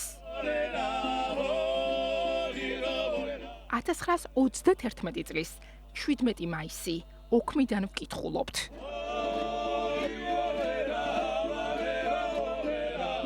კონსტანტინე გამსახურდია ცნობილია როგორც რეაქციონერი და ანტისაბჭოთა მწერალი, რომელიც ამ 10 წლის განმავლობაში განუწყვეტლივ იბრძვის ფეოდალიზმისა და თავადაზნაურული იდეოლოგიის დასაცავად. სიცოცხლის ბოლოში რასაკვირველია, იგი გაცილებით დაფასებული იყო ვიდრე მთელი ცხოვრების განმავლობაში. ფეხზე დამდგარი შეხვდა სიკვდილს, ფეხზე წამოდგა და ასე მოკვდა. ასე ფეხზე დამდგარი და დროშა შემართული იბრძოდა იგი მთელი ცხოვრების განმავლობაში. ხელოვნებაა თავად უკვდავება. ხოლო ოსტატს ვერ ეწევა სიკვდილი. 1000 წლები წალეკავენ ირგვლივ ყოველივეს და მხოლოდ სვეტი ცხოველი დარჩება, როგორც ღმერთთან და სიკვდილთან მებრძოლი იაკობი.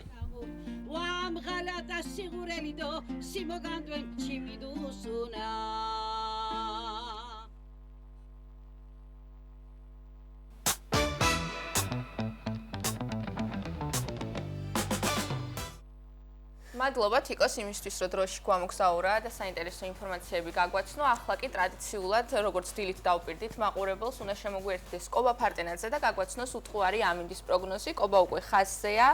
კობა დილომშვიდობისა. დილომშვიდობისა, კობა. დილომშვიდობისა. მივესალმები ყველას, ვინ ჩვენთან ერთად არის. საქართველოში დღეს წვიმიანი ამინდია მოსაუბრებელი დაბლობსა და ბარში, მთიან და მაღალმთიან ზონაში.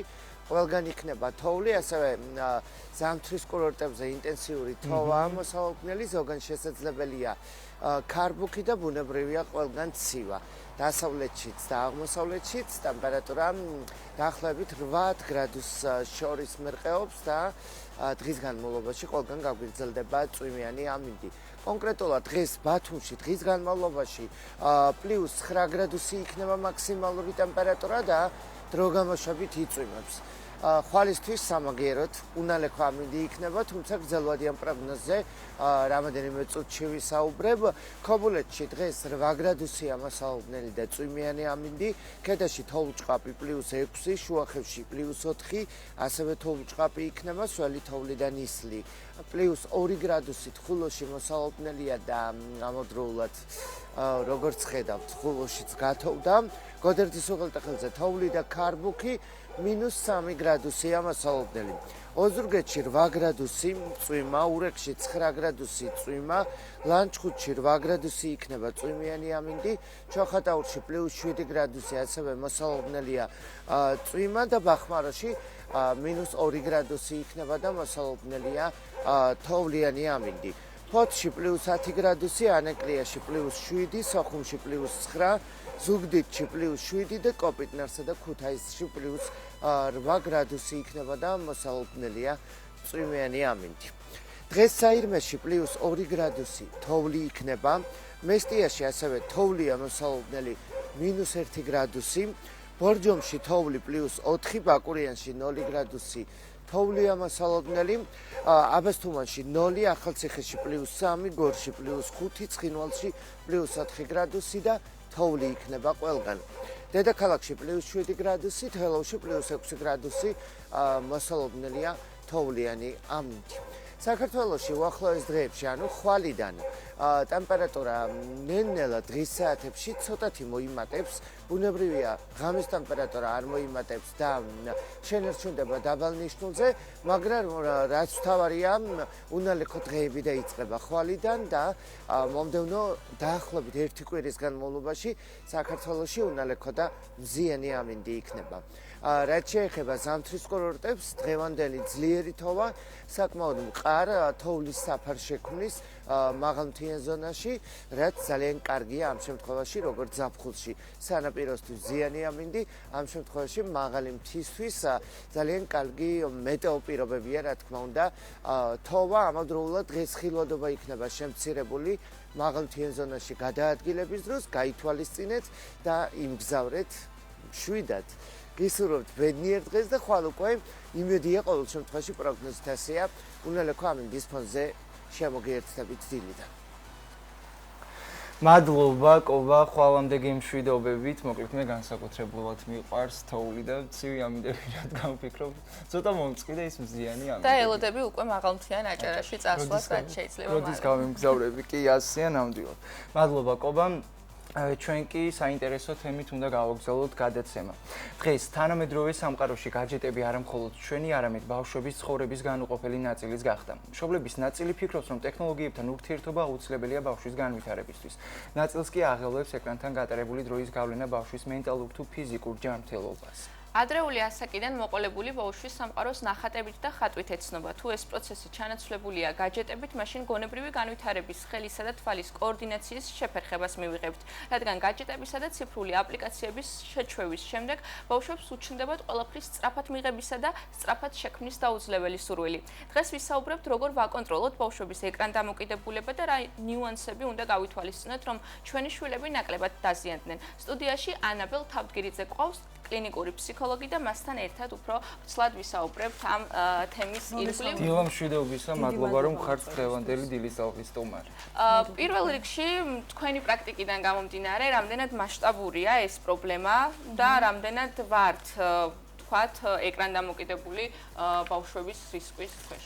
ზოგადად დღესდღეობით არა მხოლოდ მოზარდებს და უკვე ზრდასრულებს აქვთ ეს პრობლემა. არამედ 2-3 წლის ბავშვებშიც კი შეიმჩნევა ეს ეკრან დამოკიდებულება, რაც რა თქმა უნდა განვითარებაზე ახდენს ზეგავლენას. არ მომბობ იმას, რომ საერთოდ ეკრანი უნდა ამოვიღოთ და ბავშვი საერთოდ არ უნდა დავსვათ ეკრანთან, მაგრამ ხდება ისე, რომ ბავშვი ძალიან დიდ დროს ატარებს ეკრანთან და შემდეგ უკვე ეკრანის გარეშე აღარ შეუძლია. აი ეს არის ჩვევა ერთგვარი რუტინა, ყოველდღე მშობელი დგება, ბავშვს აძლევს რაღაცა ტელეფონს, შეიძლება რამდენიმე წამით და ეს დრო ნელ-ნელა შეიძლება იზრდება ჩვენ და უნებურად. აი როგორ უნდა მივაქციოთ ამ ყველაფერს, როგორ უნდა ამოიცნოს მშობელმა ბავშვი, რომ უკვე ის ეკრან დამოკიდებულია და гаджеტის გარეშე ცხოვრება არ შეუძლია. პირველი რა თქმა უნდა არის, როცა ბავშვს მაგალითად ვეუბნებით, რომ აი ეკრანის დრო დასრულდა, როცა ამას მოყვება ტანტრუმი, ისტერიკა, როცა ბავშვი მეტად უფრო აგრესიულია, როცა იმატებს ტანტრუმები დღის მანძილზე, როცა ან ემოციურად ძალიან გადაღლილია, ესე ვთქვათ, ან საერთოდ არ არის ჩართული ბავშვი ემოციურად. აი ამ ყველაფერს უნდა მივაქციოთ ყურადღება. დღესდღეობით მესმის მშობლების ისეთი რუტინა ცხოვრების, რომ ეკრანი არის ერთ-ერთი გამოსავალი, როცა შეგიძლია ბავშვისგან ცოტა ხნით მაინც დაისვენო, მაგრამ ყოველთვის უნდა ვაკონტროლოთ დრო. რეალურად რას იწვევს, თქვათ, არ ვაკონტროლებთ, ვართ იმ მშობლების სიაში, ვინც ხშირად აძლევს, თქვათ, гаджеტებს ბავშვ თავის შესაქმნელად. ესე დროს რა ხდება რეალურად პატარა ასაკში гаджеტების ჭარბი გამოყენება, რას იწვევს მეხსიერების თვალსაზრისით, თქვათ, ემოციური თვალსაზრისით ბავშვებში? რა თქმა უნდა, აქვე ითებს მეხსიერებას, კონცენტრაციის უნარს, მაშინ, როდესაც მაგალითად 6 წლის ბავშვი საჭიროა, რომ დაუშვათ კონცენტრირდეს 15-20 წუთი მაინც. დღეს ხვდებით ისეთ შემთხვევას, როცა 5 წუთში უკვე ბავშვი ერთ ადგილზე ვეღარ ზის, უნდა რაღაც ახალი გააკეთოს, უნდა რაღაც მეტი იმოძრაოს, ჰიპერაქტიულია და ესე შემდეგ. რა თქმა უნდა, ემოციების მხრივ ხვდებით უფრო მეტად გაღიზიანებულ ბავშვებს. ეს ყველაფერი სირთულეს ქმნის მშობელთან კომუნიკაციაშიც და ამას მოყვება ძალიან ხშირად მშობლის გაღიზიანებაც, რამაც აი მთავარი მიზეზი რისიც შეიძლება იყოს ეკრანი, აი ეკრანის ჭარბი გამოყენება. კი ძალიან რთულია და ეხლა თქვენ ახსენეთ ტერმინი ტანტრუმი, ასევე ბავშვების გაღიზიანება და საინტერესოა ესეთი შეკითხვა რო დავსვა, აი რამდენად მნიშვნელოვანია მშობელმა გაითვალისწინოს ის ფაქტი, რომ აი თუნდაც მოდი დავამშვიდებ ბავშვს, ეხლა არ იტირებს, მივცემ гаджеტს და დამშვიდდება. რამდენად ადეკვატურია ეს гаджеტის ჩანაცვლება? ხო, რა არის რეკომენდირებული, იმიტომ რომ ბავშვმა უნდა ისწავლოს თავისით ემოციები, საკუთარი ემოციის ამოცნობა, შემდეგ თვით დამშვიდება. гаджеტი ამას ვერ ასწავლის, როცა гаджеტს ვაჩეჩებთ ბავშვს, აი ოღონდ დამშვიდდი. ამ დროს მშობლისაც მესმის, რა თქმა უნდა, რთულია, მით უმეტეს თუ ძალიან რთული გადატვირთული გრაფიკი გაქვს შენს, ცალკე სახლის საქმეებია და ესე შემდეგ, მაგრამ როცა гаджеტს ვაძლევთ და ბავშვი მშვიდდება, ამ დროს უბრალოდ ტვინი ითიშება. და ეს სამომავლოდ მოასწავებს იმას, რომ ბავშვს გაუჭირდება სტრესთან გამკლავება ძალიან. ამიტომ პატარაობაში სამომავლოდ უკვე შემდეგ წლებში პატარაობაშივე უნდა ვასწავლოთ რა ემოციას ვგრძნობ ახლა მე და როგორ ვმართო საკუთარი თავი, როგორ დავიმშვიდო საკუთარი თავი.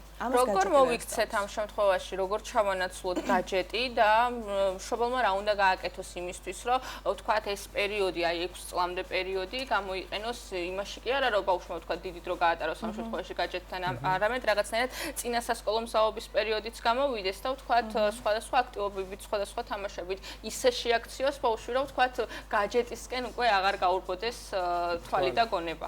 აი რა უნდა გააკეთოს ყველაზე მნიშვნელოვანი და ის, რასაც ვერაფერი ვერ ჩაანაცვლებს, ეს არის კომუნიკაცია. კომუნიკაცია ერთმანეთში. ეს იქნება უბრალოდ ერთმანეთთან საუბარი, ეს იქნება ცოცხალი თამაში, რაც ბავშვისთვის მნიშვნელოვანია. და ასევე შეგვიძლია ვახსენოთ განმავითარებელი ცენტრებიც, რომლებიც ახლა ლომად გვაქვს და სამწუხარო ის ფაქტი, რომ განმავითარებელ ცენტრებში მხოლოდ ატიპიური განვითარების ბავშვები გვხვდება. არა და დღესდღეობით ისეთი დროა, თუ გინდა ეკრანიც რო გავითვალისწინოთ, ტიპურ ბავშვებსაც სჭირდებათ გარკვეული, ესე ვთქვათ, ხელის შეწყობა, თუ გინდა კონცენტრაციის, მეხსიერების კუთხით, ემოციების რეგულაციის, ესე ვთქვათ, კუთხით. ამ შემთხვევაში რა თამაშებით, თქვათ, აი მაგალითები რომ მოვიყვანოთ, მშობლებსაც რაღაცნაირად რჩევები რომ გავუზიაროთ, რა არის ის კონკრეტული აქტივობები, რა არის ის კონკრეტული თამაშები, რაც ტვინის ორივე ნახევარსფეროს ერთდროულად განავითარებს და ამ შემთხვევაში ბავშვს კონცენტრაციის უნარი განუვითარდება უკვე საკმაოდ პატარა ასაკშიც. მაგალითად ჩვენთან უამრავი თამაში გვაქვს, რომელსაც ბავშვებს თავაზობთ. აი ერთ-ერთი მაგალითად შეიძლება ავიღოთ პრინციპში ნებისმიერი თამაში, სადაც ჩართულია როგორც მარჯვენა, ასევე მარცხენა ხელი. ძალიან ხშირად მშობლებს გვეპარება ხოლმე და მხოლოდ მარჯვენა ხელით მუშაობს, თუმცა ხატავს ბავშვი წერს და ესე შემდეგ. უნდა ჩავთოთ ორივე ხელი, რომ ბავშვის ტვინი განვითარდეს, ორივე ნახევარსფერო განვითარდეს ბავშვის. აი ორივე ხელის ჩართულობა. წვრილი მოტორიკის ჩართულობა, გარკვეული შეხება, გარკვეულ ზედაპირებთან, თუ გინდა სიმღერა და სიმღერის დროს გარკვეული მოძრაობები, ნებისმიერ რამ, რაც ცოცხალ თამაშს მოიაზრებს. ამ შემთხვევაში პლასტელინით იხასთან მუშაობა ვთქვათ. კი ბატონო, ორივე ხელით. ესეც ძალიან კარგია. ასევე საინტერესო ესეთ კითხვა დამებადა, რატომ გახდა დღეს მნიშვნელოვანი, ანუ ადრე, კი, ბაღები იყო, რაღაცა აქტივობებით კავდებოდნენ ბავშვები და მშობლებიც, რა თქმა უნდა, მაგრამ რაღაცა ისეთი ტენდენცია წამოვიდა, რომ უფრო აქტუალური გახდა ეს განვითარების ცენტრი ბავშვებში, რაც ვფიქრობ ახალია, რამდენი წლიდან უნდა მიიყვანო ბავშვი აი ამ სივრცეში და რით შეიძლება დაკავდეს ბავშვი მან. და რამდენი წუთია? 10 თვიდან არე მიდება. 10 თვით. კი ბატონო. ანუ ძალიან პატარა ასაკიდან უკვე არის გაკვეთილები, ნახევარსაათიანი, არის 45 წუთიანი, მაგალითად კვირაში შეგიძლია მიიყვანო 2 დღე ან 3 დღე, ისე რომ ბავშვი არ დაიტვირთოს და გაკვეთილის მსვლელობის მანძილზე შეგიძლია შესთავაზოს სხვადასხვა სათამაშოები და ყველა აი ამ თამაშს აქვს თავისი ფუნქცია, რომელიც ბავშვისთვის არის ძალიან კარგი. მაშინ ესეთი კითხვა დამებადა, ეხლა გვიყურებს მაყურებლები, ვისაც სურს აი ეს თამაშები სახლში გადმოიტანონ. აი ერთი თამაშენ, ერთი აქტივობა თუ შეგიძლიათ რომ გაგვიზიაროთ, აი სახლში მარტივად ბავშვიც რომ დაკავდეს, ოჯახური იდილიად შეიქმნას და ერთად გაერთოს მთელი ოჯახი ბავშვებთან ერთად. აი იმისთვის რომ მაგალითად ბავშვისგან დავისვენოთ ცოტა ხნით და ბავშვი კარგად გაერთოს, ნუ ასაკსაც გააჩნია და რა თქმა უნდა ყურადღება სჭირდება. ერთ-ერთი თამაში რაც მახსენდება, ეს არის სენსორული, მაგალითად ავიღოთ დიდი თასი, ჩავყაროთ ბრინჯი და აი ამ ბრინჯში დავუმალოთ ცხოველი. და ბავშვმა იპოვოს ეს ცხოველები და თან დაასახელოს რა ცხოველი იპოვა. თან შეგიძლია შენი საქმეც აკეთო, თან შეგიძლია ყურადღება მიაქციო ბავშვს, მაგალითად რას აკეთებს, პირში რო არ ჩაიდოს დაუშვათ ბრინჯი და ესე შემდეგ. კი, ძალიან მარტივი. კი, თან ძალიან ამშვიდებს ბავშვის ნერვულ სისტემას. თუ ბრინჯი, წიწიფურა, არ ვიცი, ნებისმიერი რამ პატარა მარცვლები, რაშიც შეუძლია ბავშვებს ხელით ითამაშოს. აი ახლა გამახსენდა ერთი თამაში, არ ვიცი რამდენად შეესაბამება ამ თემას და რამდენად დაამშვიდეს ბავშვს. სოციალურ ქსელში შემხვდა ესეთი გააყიანო ამ ცხოველებს, რაღაცა მათთვის საყვარელ სათამაშოების ყინულში აგდებენ, ანუ გაიყინება და შემდეგ ესეთ ეხავენ, რაც ვფიქრობ, რომ თამაში მისაღებია. თავარია რომ აი ბავშვი არ იყოს მუდამ ეკრანთან. კი. ძალიან დიდი მადლობა. ანაბელ თავდგერიძე იყო ჩვენთან ერთად კლინიკური ფსიქოლოგი, საუბრობდით ეკრან დამოკიდებულებაზე, საკმაოდ ვრცელი თემაა და ვფიქრობ ამოუწურავი და მოკლედ ვერ მორჩებით. იმდენი ხანი შეიძლება ისაუბროთ ამ თემაზე, მაგრამ ჩვენ უნდა გავაგზავნოთ გადაცემის ფორმატიდან გამომდინარე. ჩვენ უნდა გავაგზავნოთ გადაცემა და ეხლა უნდა ვნახოთ გაბრიელა კვაჭანტირაძის გამოკითხვა, მოგეხსენებათ ახალი წელი მოდის, შესაბამისად ყველას ჩვენი პატარ-პატარა სურვილები გვაქვს, რაც იმედი გვაქვს რომ შეგვისრულდება ახალი წლიდან. გაბრიელა კვაჭანტირაძე კი აგრარულ ბაზარს ეწვია, ალბათ საახალწლო პერიოდში ყველაზე პოპულარული და აქტუალური ადგილია, ყველა მივდივართ იქ სხვადასხვა პროდუქტების შესაძენად, თუმცა საინტერესოა თავად აგრარულ ბაზარში დასაქმებულები რას ეოცნებობენ და რა სურვილები აქვთ წინა საახალწლოდ. ნახოთ გამოკითხვა და მალე დაგიბრუნდებით.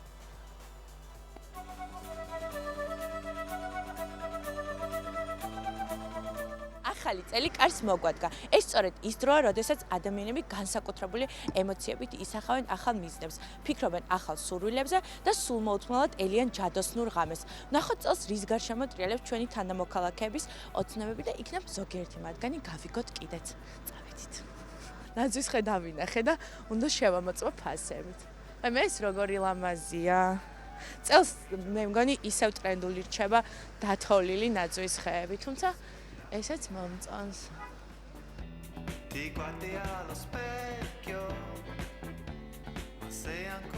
გონი მართლა კარგი გადაწყვეტილება იყო ბაზარში მოსვლა ამ თემაზე, იმიტომ რომ წინა საახალწლოდ ყველაზე მეტი ადამიანი მაინც აქ იკრიბება. აბა მითხარით რა სურვილი გაქვთ წინა საახალწლოდ? რა სურვილი? მშვიდობა. კარგად ყოფნა რა ვიცი. ბედნიერი საქართველო. როგორ ხართ? კარგად, თავად მეც კარგად, მადლობა. აბა გითხარით რა არის თქვენი ერთი განსაკუთრებული სურვილი წინა საახალწლოდ? არაფერი. მაინც? საიდუმლო რა ვიცი, აი ჩემი. ჯერჯერობით მე მგონი არ გვაქვს სამწუხაროდ ის სოციალური ფონი, რომ ძალიან გვიხაროდეს ახალი წელი, თუმცა მე მაინც ჯერა რომ ადამიანები ვიპოვით საკუთარ თავში იმ ძალას, რომ ეს ერთი დღე და დღესასწაული აღვნიშნოთ ისე როგორც მაშინ. როგორც ბავშვობაში გვჯეროდა ამის.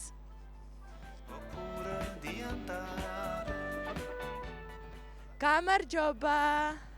როგორ ხართ? წითელი ვაშლი.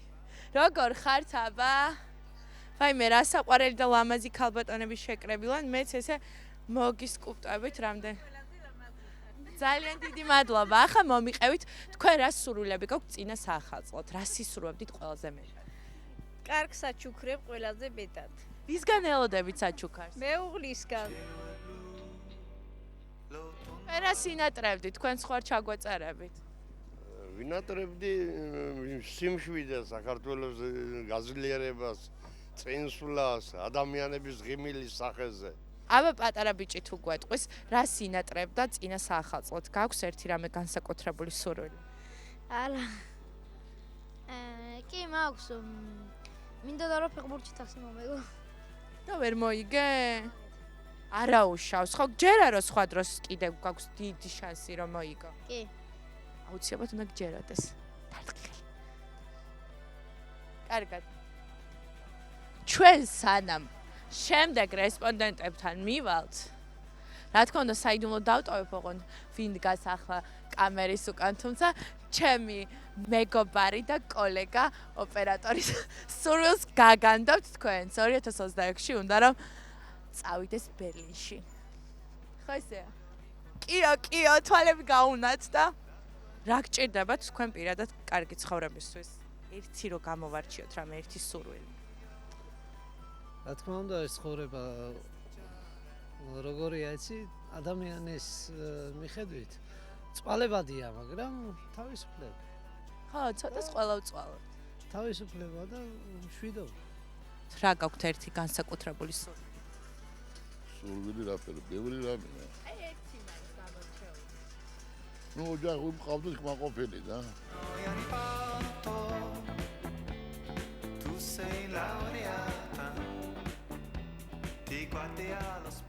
მოდი შიგნითად შევიდეთ. ერთ-ორ ნიგოს მოვიპარავ და შევჭამთან.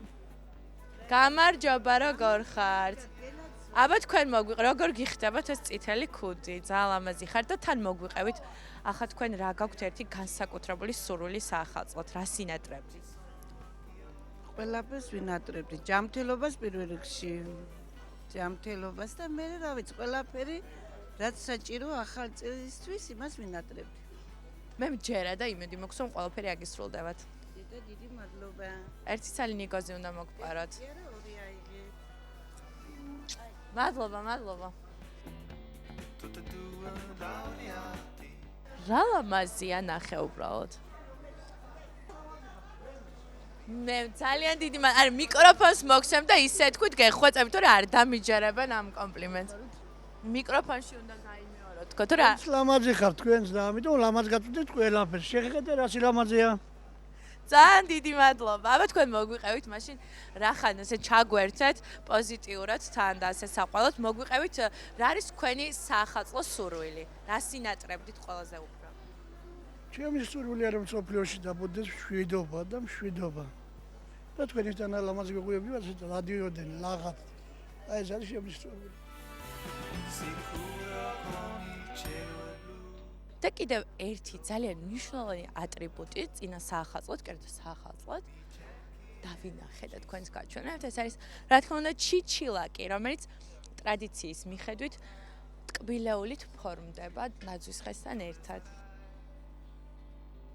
როგორი მრავალფეროვანიც არ უნდა იყოს ადამიანების სურვილები, მგონი ყველა ჩვენგანის ფიქრი მაინც ერთი მთავარი რამის გარშემო ტრიალებს, რომ ვიყოთ უბრალოდ ჯანმრთელები. მე კი ვისურვებდი, რომ საქართველოში არ ყოფილიყოს ადამიანი, ვისაც შესაძლებლობა არ აქვს ღირსეულად და ბედნიერად აღნიშნოს ახალი წელი. მადლობა გაბრიელას ამ გამოკითხვისთვის, გაგვახალისა და თან ნამდვილად იმედი გვაქვს, რომ ყველა ღირსეულად შეხვდება ახალ წელს და ყველა ნატურა ყველას აგვიხდება. ეხლა კი დროა გადავინაცვლოთ რადიო ტალღაზე, ილო შავიშვილი და თეონა ზედანია შემოგვიერთდება საინტერესო სტუმრით.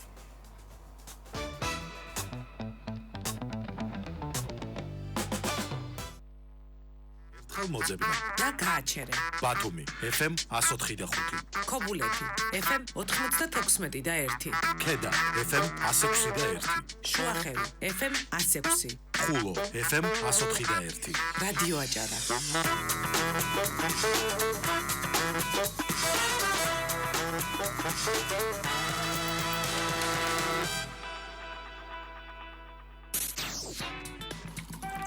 დილის რადიო სტუმარი საინტერესო შეხვედრები საინტერესო თემებზე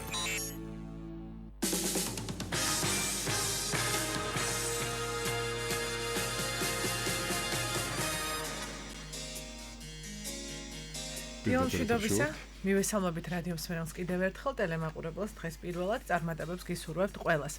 გასულ წელს მკითხველი პირველად გაეცნო მე-13 საუკუნეში მოღვაწე ქართველი პროზაიკოსის, ჰიმნოგრაფის, მწიგნობარისა და ასტრონომის წმინდა ტბელ აბუსერისძის ნაწარმოებებს, რომელიც მისივე ავტორიზებულ ხელნაწერში იყო თავმოყრილი. წმინდა ტბელ აბუსერისძის ღვაწლი და თხზულებათა სრული კრებული ბესეუს პროფესორის რამაზ ხავლაშის ნაშრომი გახლავთ. იგი ერთ-ერთია მრავალ ნაშრომთა შორის, რომელიც ბატონმა რამაზმა ტბელ აბუსერისძის ცხოვრება და მოღვაწეობას მიუძღვნა. ამჯერად კი მზად არის ტბელ აბუსერისძის თხზულებები ქართულ-ინგლისური პარალელური ტექსტით და იგი უკვე ქართული ენის ეროვნულ კორპუსში აიტვირთა. დღეს სწორედ ამ ფაქტის მნიშვნელობაზე ვისაუბრებთ. დილის რადიო სტუმარი გახლავთ წიგნის ავტორი ბესეუს პროფესორი რამაზ ხავლაში. მოგესალმებით ბატონ რამაზ, მადლობა რომ ხართ ჩვენთან ერთად, გვიხარია თქვენი სტუმრობა. და უნიკალური ამბავია ეს და მისი მნიშვნელობის შესახებ გვინდა რომ უფრო კონკრეტულად გავიგოთ თქვენგან. ქართველი ავტორების თარგმნას, განსაკუთრებით ძველი ქართველი ჩვენი კლასიკური მემკვიდრეობის თარგმნას ძალიან დიდი მნიშვნელობა აქვს ჩვენი ლიტერატურის პოპულარიზაციის თვალსაზრისით და სამწუხაროდ ბევრი ავტორი არ არის თარგმნილი, თვითონ თარგმნელები იყვნენ ძალიან დიდი მამები შუა საუკუნეების ქართველი მთარგმნელები. ამ შემთხვევაში ისინი რა თქმა უნდა მათ შემოქმედებას თქვათ ბიზანტინისტები და მსოფლიოს მასშტაბით იცნობენ, მაგრამ ამავე დროს ჩვენ ყავს ბიზანტინისტები, ორიენტალისტები, თქვათ ყავს ჩვენ გვაქვს სპარსულიდან ნათარგმნი ტექსტები, ბერძნულიდან ნათარგმნი და არა მარტო, მაგრამ ჩვენ ყავს ორიგინალური ლიტერატურის წარმომადგენლები, როგორც არის ტბელ აბუსერისძე. ძალიან საინტერესო და გააზრებული შემოქმედება აქვს კონცეპტუალურად მას 5 ტექსტი და ეს ტექსტები ფაქტობრივად დღემდე ისე მოვედით რომ საერთაშორისო საზოგადოება არ იცნობს მას, სამეცნიერო საზოგადოება. ვთქვათ, ძალიან ძალიან გადმოცემის დონეზე თუ იქნებოდა ეს ურთიერთობა. აი გეტყვით ერთ ფაქტს, რომ აი კალენდარი და პასკალი არის ფართო დაინტერესებისაგან საერთოდ მეცნიერებაში ფრანგი, იტალიელი, ინგლისელი, გერმანელი ავტორები მეცნიერები იკვლევენ ამ მემკვიდრეობას, პასკალურ მემკვიდრეობას და ესეთ ტექსტებს, რომლებიც კალენდარს წევთაღრიცხვას, მოგეხსენებას პირდაპირ ისტორიასთან და ისტორიოგრაფიასთან და ქრონოლოგიასთან არის დაკავშირებული. ისე მოვიდა ვთქვათ აი თანამედროვე გამოკვლევები გამოდის 1000 გვერდიანი ინგლისურ ენაზე ვთქვათ რუსულ ენაზეც საერთოდ ხსენება არ არის ყველაბუსერის ის ესეთი მნიშვნელოვანი ტექსტის მისი როგორც არის ქრონიკონი რომელსაც აქვს სამეცნიერო დანიშნულებაც ამავე დროს პედაგოგიური ნაშრომიც არის და ჩვენი მიზანი იყო სწორედ რომ საერთაშორისო მიმოქცევაში შეგვეტანათ ბელაბუსერის მემკვიდრეობა, მათ შორის ეს ქრონიკონიც მთლიანი მისი შემოქმედება ხუთივე ტექსტი, ერთი აგეოგრაფიული ტექსტი, იქაც ცნობილ წმინდანს ეძღვნება წმინდა გიორგის მოგეხსენება წმინდა გიორგი ავტორიტეტული წმინდანია და ძალიან პოპულარული ბევრი ქვეყნის მფარველიც კი არის დასავლეთში. დიახ, ისა და აი ეს ტექსტი წმინდა გიორგის სასწაულები ასევე უცნობი იყო. აი ვთქვათ მისი ტრილოგია, იმნოგრაფიული ტრილოგია, რომელიც ეძღვნება ესეთ პრობლემატიკას ფაქტობრივად იქაც სასწავლო სამეცნიერო პრობლემატიკა იწევს წინა პლანზე. ქრისტიანულ სასწავლებლებში ვთქვათ არსებობდა შუა საუკუნეების მერე აღორძინების პერიოდის უნივერსიტეტებში, რა თქმა უნდა, ქრისტიანობას სწავლობდნენ ისეთი კომპენდიუმებით, როგორიც იყო ვთქვათ ივანე დამასკელის წყაროწოდნისა დასავლეთში ქთომა აქვინელის სუმა თეოლოგია და ამ ტექსტები რთული ტექსტებია საკმაოდ და გარკვეულ მოსამზადებელი პერიოდის გავლას ითხოვს. აი სწორედ ამ მოსამზადებელი ნაწილის, შესავალი ნაწილის ფუნქციას ასრულებს ტველაბუსერის ეს სამი საგალობელი, სამივე რა თქმა უნდა ქრისტიანული თემატიკის პირველი არის ტრიადოლოგიური მოძღვრება არის პირველში გადმოცემული და ის ივანე დამასკელის ტექსტის წყაროწოდნისა ის პირველი ნაწილის შესავალი ნაწილს წარმოადგენს. პირველ ნაწილს იქ წყაროწოდნისაში დიალექტიკა და იქ ლოგიკური კატეგორიები და ფილოსოფიის განმარტებებია სხვათა შორის. იქ ერთ-ერთი განმარტება არის ფილოსოფიის იქ იმ ტექსში რომ ფილოსოფია არის არსთა ცნობა და სხვათა შორის ამ ტერმინს ტველაბუსერის ამ საგალობელში ორჯერ იყენებს არსთა ცნობას, არსთა შეცნობას.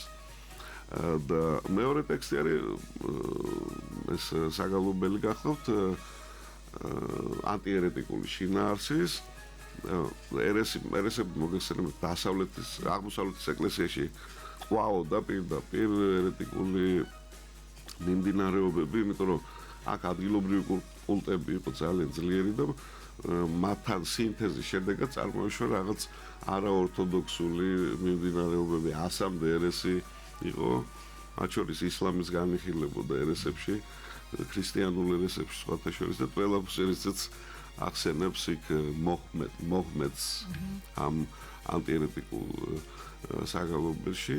ესეც შეესაბამება ივანე დამასკელის მეორე წიგს, იქაც ანტიერეტიკული 100-მდე ერესია, იქაც განხილებული აქ არა ივანე დამასკელის ტექსტზე დაყრდნობით 10-მდე სხვადასხვა შინაარსის და დანიშნულების წყარო და აქვს ეს ინფორმაცია აღებული ტველაბუსერის და ბოლო მესამე საგალობელი გახოთ დოგმატური შინაარსის მთლიანად და ემყარება უკვე ივანე დამასკელის მესამე წიგნს, იმას ქვია გარდამოცემა და ამას ქვია გალუბანი ღვთისმშობელის სარწმუნოებისათვის მართლისა. ფაქტობრივად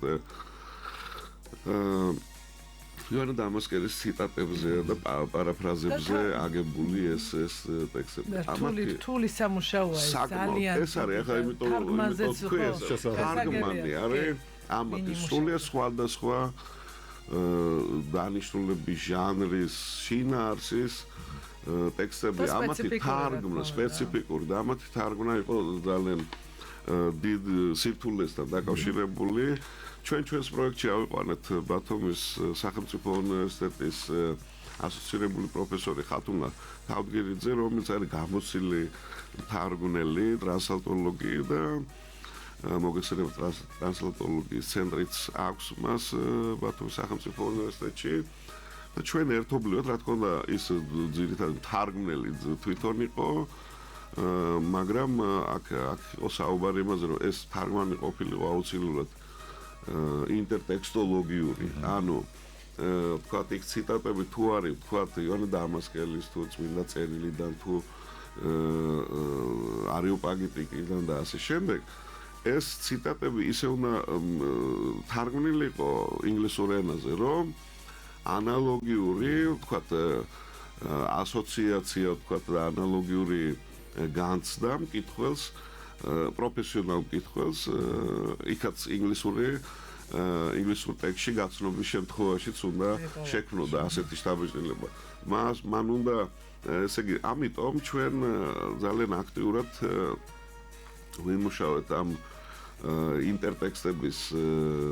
ინტერტექსტების თარგმნაზე, ტერმინოლოგიურ თარგმანებზე, ტერმინოლოგიაზე ზოგადად უნდა გითხრათ, რომ აქ მოგვიწია საფრთხისმეტყველო ტერმინების თარგმნა და აქ ძალიან დიდი სიზუსტის დაცვა საჭირო, იმიტომ რომ მოგიხსენებათ არიოზი ერთ დროს ერთი ასოს გამო შეაჩვენეს ჰომოუსიოს და ჰომოიუსიოს ამური ტერმინის არასწორი გამოყენების გამო აი ჰომოიუსიოს და ჩვენც რა თქმა უნდა ეს ძალიან ისეთი სკულპტურული სამუშაო იყო და ბატონებმა აუცილებლად ტერმინოლოგიურად და ინტერტექსტოლოგიურად დახვეწილი თარგმანები მივიღეთ. ანუ ჩვენი ასეთი მიზანდასახულობა იყო ასეთი და შეიძლება ითქვას რომ ჩვენ ქართული ლიტერატურული მემკვიდრეობის თარგმანის ვთქვათ ნიშა მაღლა წამოვწიეთ შეიძლება ითქვას. ხათუნა ბერიძის დამსახურება არის ძალიან დიდი, ძალიან ბევრი იმუშავა ამიბა მხარი და საბოლოოდ მივაღწიეთ ამ შედეგს. და ქართული ენის ეროვნული კორპუსის მნიშვნელობაზეც გითხარით, იმიტომ რომ ძალიან მოკლედ, ოღონდ თითქმის ეროვნული კორპუსი ართეიანებს ძირითადად ქართულ რესურსებს, ქართული ენის ეროვნული კორპუსი, ძველი, ახალი და საშუალო ქართულის რესურსებს, ერთ-ერთი პირველი პარალელური კორპუსია ყველაბუსერიცის თხზულებების ინგლისურ-ქართული ვერსია, რომელიც აიტო თამაში ძალიან დიდი დახმარება გაგვიწია ბერგენის უნივერსიტეტის პროფესორმა თანამშრომელმა პაულ მოირერმა, რომელიც ასევე დასაქმებული როგორც კონსულტანტი ჩვენს პროექტში და მივიღეთ შესანიშნავი პარალელური კორპუსი ვიზუალურადაც და ზოგადად აი მოხმარების თვალსაზრისით, ძიების თვალსაზრისით ჩვენ ჯერჯერობით ეს თარგმანები შეიძლება ითქვას არის ასეთი ტერმინი ციფრულად დაბადებული თარგმანები გვაქვს, თუმცა მომავალ წელს ჩვენ ვაპირებთ გამოკვლევასთან ინგლისურ ენოვან გამოკვლევასთან ერთად ეს პარალელური ტექსტი წიგნათაც გამოსცეს. და ხელმისაწვდომობა გაიზრდება. მადლობა თქვენ რომ იყავით ჩვენთან ერთად. დილის რადიოს სტუმარი გახლდათ წიგნის ავტორი ბესეოს პროფესორი რამაზ ხალვაში წარმატებებს გისურვებთ. მადლობა ჩვენთან ერთად ტელემახვილებელ სოციალურობით. დილის რადიოს სტუმარი. დავბრუნდით პირდაპირ ეთერში შევახსენოთ მაყურებლებს, ვინც ეხლა შემოგვიერთს და თქვენ უყურებთ გადაცემა დილის ალღა სტუდიაში მე დემი ზოიძე და ანა ჟორჟაძე უმუშაობ. დავაგრძელებთ გადაცემას საინტერესო თემით. ახლა ლილიანა საითაძე უნდა შემოგვიერთდეს პირდაპირ ჩართვით და როგორც ვიცი იმყოფება ცხოველთა თავშესაფარში. ლილიანა დილომშვიდობისა. დილომშვიდობისა ლილი.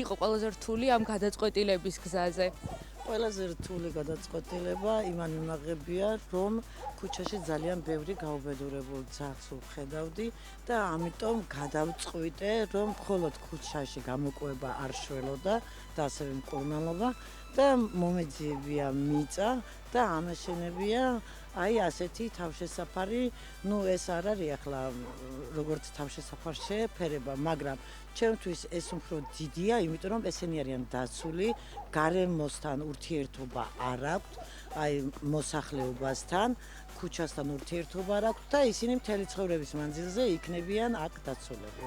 აი როგორია მათი ყოველდღიურობა ქალბატონო თინა, რა რეჟიმი აქვთ, რა არის ყველაზე რთული ამ ყოველდღიურობაში თქვენთვის, როგორ უვლით მათ?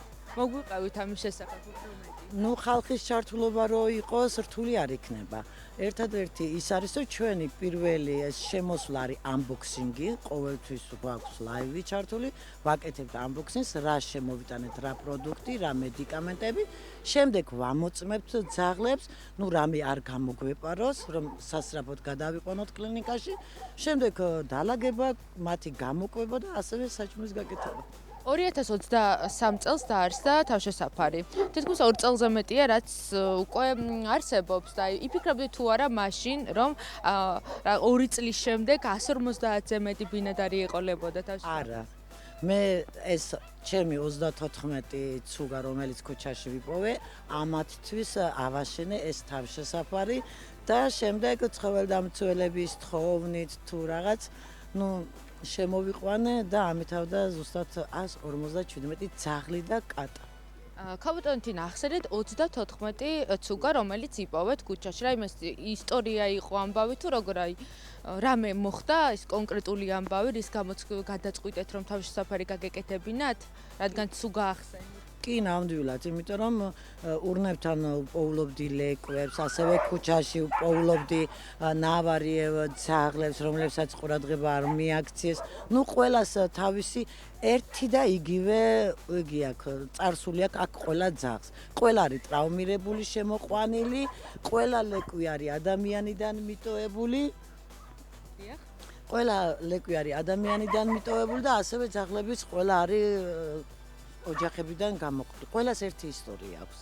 უბრალოდ სხვადასხვა ფერის, ზომის და ფორმის არიან ძაღლები. ქალბატონო თინა, დარწმუნებული ვარ, ახლა გვიყურებენ ადამიანები, ვისაც ძალიან დიდი სურვილი აქვთ, რომ ყავდეთ ძაღლი ან კატა, თუმცა რაღაც გარკვეული მიზეზების გამო ვერ აკეთებენ ამას, თუმცა აქვთ თქვენი დახმარების სურვილი. ვუთხრათ ასეთ ადამიანებს, თუ სად იმყოფება, სად არის ეს თავშესაფარი უფრო კონკრეტულად და როგორ შეუძლიათ, რომ დაგიკავშირდნენ. ჩემთვის კარგი იქნება, თუ დაგვიკავშირდებიან ტელეფონის ნომერზე, იმიტომ რომ ყოფილა ისეთი ფაქტი, რომ აი ნავარიევი წელმოწყვეტილი ძაღლი მოუყვანიათ ჩუმად გაუგდიათ ტერიტორიაზე, როდესაც გაიგეს ტერიტორია, ასევე ლეკვებს გვიყრიან ამ ტერიტორიაზე და მინდა ვთქვათ, რომ აი ჩემს თავშესაფარში ვარ მე და ერთი დამხმარე. ორი ადამიანი, რაც არ უნდა იჩქარი იყო ამხელა ამდენ 157 ძაღლის დალაგებას, ჭამას და ძალიან ბევრი რო იტყვენ ჯანმრთელობა და ენერგიაც სჭირდება და ამიტომ ვასაიდუმლოებთ ჩვენს მისამართს, მაგრამ ვართ ბათუმში, ვართ ადლის დასახლებაში. ბატონო, ვისაც სურვილი ექნება, როდესაც დაიდება ეს ეპიზოდი, კომენტარებში დააწერეთ და ქაბატონი თინა თვითონ შეგეხმიანებათ სურვილის შემთხვევაში, თქმა უნდა თუ გექნება თქვენ სურვილი რომ დაიხმაროთ ქალბატონ თინას და აქ მოკლედ რაც მას ყველაზე მეტად გამაუცა 157 ბინადარია ზუსტად და ყველა სახელი აქვს და ყველა ზეპირად იცით.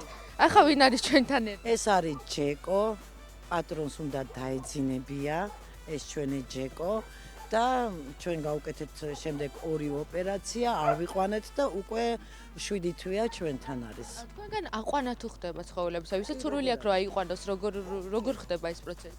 კი, თუ ვინმე სურვილი გამოუჩნდება, შეუძლია მოვიდეს და ჩვენთან არის სტერილური, კასტრირებული, აცრილი ძაღლები და შეუძლიათ რომ წაიყვანონ და მოვარონ მათ.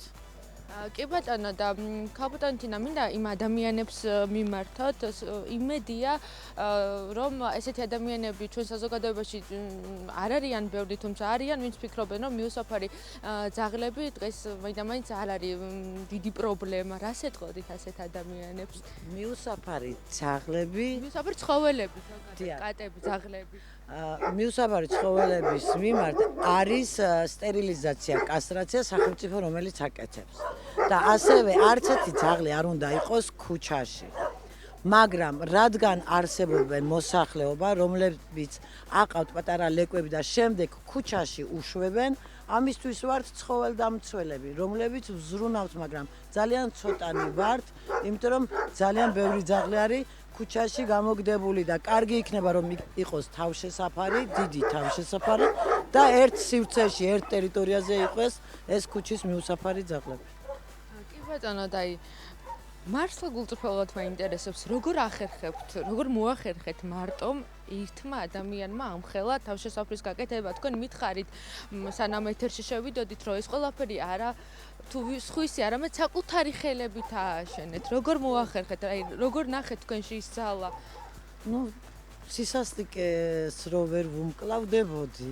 გადავწყვიტე რომ აი ასეთი ფორმით გამეკეთებია სიკეთე და რა ვიცი, აქ ყველა კენჭი არის ჩემი ხელით დაწყობილი. აი თუ გინდა ეს პეპელა, რომელიც ვითომ პეპელა არის, მაგრამ ყველა გული, სული მაგ აქ ჩადებული, იმიტომ რომ რა იცი, როდესაც შემომყავს, აი მომაკვდავი ძაღლი და მეორე დღეს რომ ხედავ ის ცოცხალია და ხო ვიაზრებ, რომ აი გუშინ მაგალითად რო არ შევხედროდი, ის მკვდარი იქნებოდა.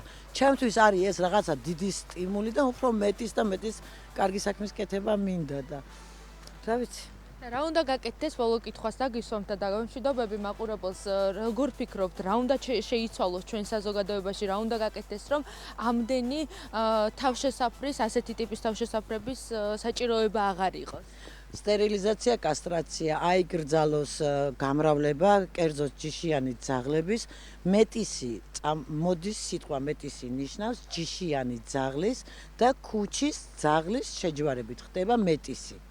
და რომლებსაც მერე ვერ ყიდიან და უშვებენ ქუჩაში. ამიტომ ძალიან გამიხარდება თუ გამკაცრდება კანონი და ვის ყიდის ჯიშიან ძაღლებს, აი იმ ადამიანებისთვის იყოს რაღაცა დიდი გადასახადი, რომ არ გაყიდონ და შემდეგ ამდენი არ გამრავლდეს ამდენი ძაღლი ქუჩაში. ძალიან დიდი მადლობა, ძალიან ბევრ წარმატებებს გისურვებთ თქვენს კეთილ საქმეში და დარწმუნებული ვარ, რომ ბევრი ადამიანი შემოგიერთდებათ. ახლა გიყვეთ დროა, რომ დავემშვიდობოთ მაყურებელს ანა დემე. მადლობა ლილიანა იმისთვის რომ გაგვაცანი ესეთი სივრცე და ძალიან დიდი მადლობა შენს რესპონდენტს ნამდვილად ძალიან დიდ და კეთილ საქმეს აკეთებს. მადლობა. ჩვენ კი უნდა გავაგრძელოთ გადაცემა და ბუნებრივია თბილისის დროით ზუსტად 10 საათის სრულდება და უნდა გავიგოთ რა ხდება საქართველოში და საქართველოს ფარგლებს გარეთ. პირდაპირ ეთერში ჩვენი კოლეგა სულხან წულუკიძე შემოგვიერთდება. სულხან კიდევ ერთხელ დილომშვიდობის. მოგესალმებით სულხან. კიდევ ერთხელ მოგესალმებით კოლეგებო და მესალმები ყველას ვინც ახლა შემოგვიერთდა 10 საათია და ახალი ამბების დრო.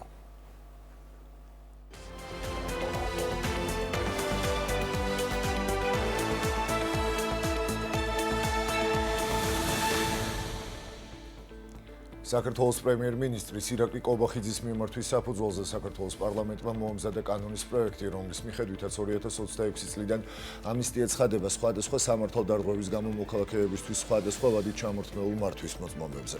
კანონის პროექტი ბიუროს უკვე წარედგინა, ხოლო სამი მოსმენი დაჩქარებული წესით 4 შაბათს მიიღება.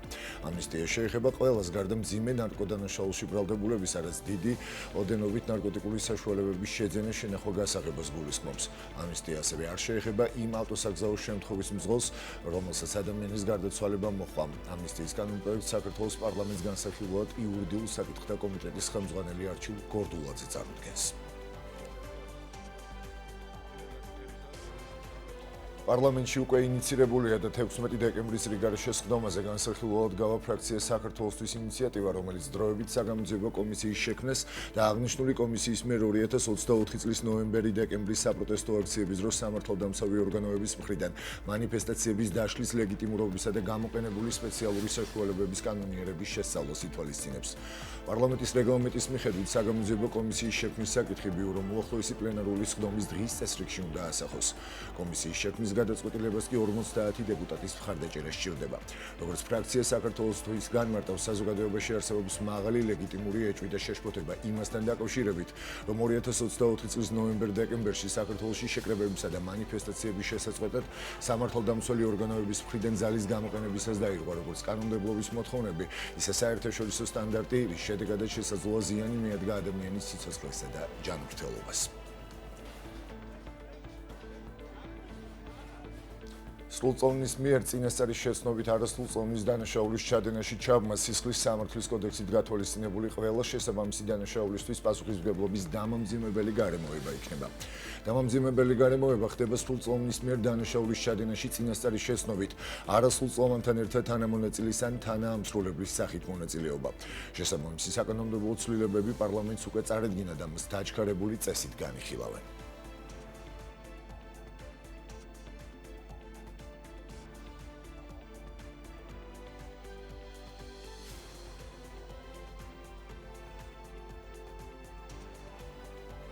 სისხლის სამართლის საპროცესო კოდექსში ცვლილებები შედის და იმ ბრალდებულებს შეეხება, რომლებიც დანაშაულის ჩადენის შემდგომ ფსიქიკურად დაავადდნენ, პროცესს უუნარო გახდნენ და მკურნალობას საჭიროებენ. ცვლილებების მიღება საკონსტიტუციო სასამართლოს გადაწყვეტილებას უკავშირდება. კერძოდ დღეს მოქმედი კანონით თუ დადგინდა, რომ ბრალდებული დანაშაულის ჩადენისა შერაცხადი იყო, მაგრამ მისი ჩადენის შედეგ შეურაცხადი გახდა, სასამართლოს გამომტყუნებელი განაჩენი გამოაქვს და განსაზღვრავს მუშავრდებულის მიერ სასჯელის მოხდას შესაბამის სამედიცინო სამკურნალო დაწესებულებაში მის გამოჯამრთელებამდე. რის შემდეგაც მუშავრებულის მიერ სასჯელის მოხდა საერთო წესით გრძელდება. აღნიშნული ნორმა საკონსტიტუციო სასამართლომ არაკონსტიტუციურად ცნო და დასკმაში აღნიშნა, რომ ბრალდებულის მიერ საპროცესო უფლებებით სათანადო სარგებლობის აუცილებელია, რომ იგი სულ მცირე ადეკვატურად აღიქვამდეს ბრალდების არსს. პროექტით პროცესს უუნარო პირია ბრალდებული, რომელსაც ფსიქიკური აშლილობის გამო არ შესწევს უნარი ისეთი საპროცესო მოქმედება შეასრულოს, რომელიც მისი უშუალო მონაწილეობით უნდა განხორციელდეს.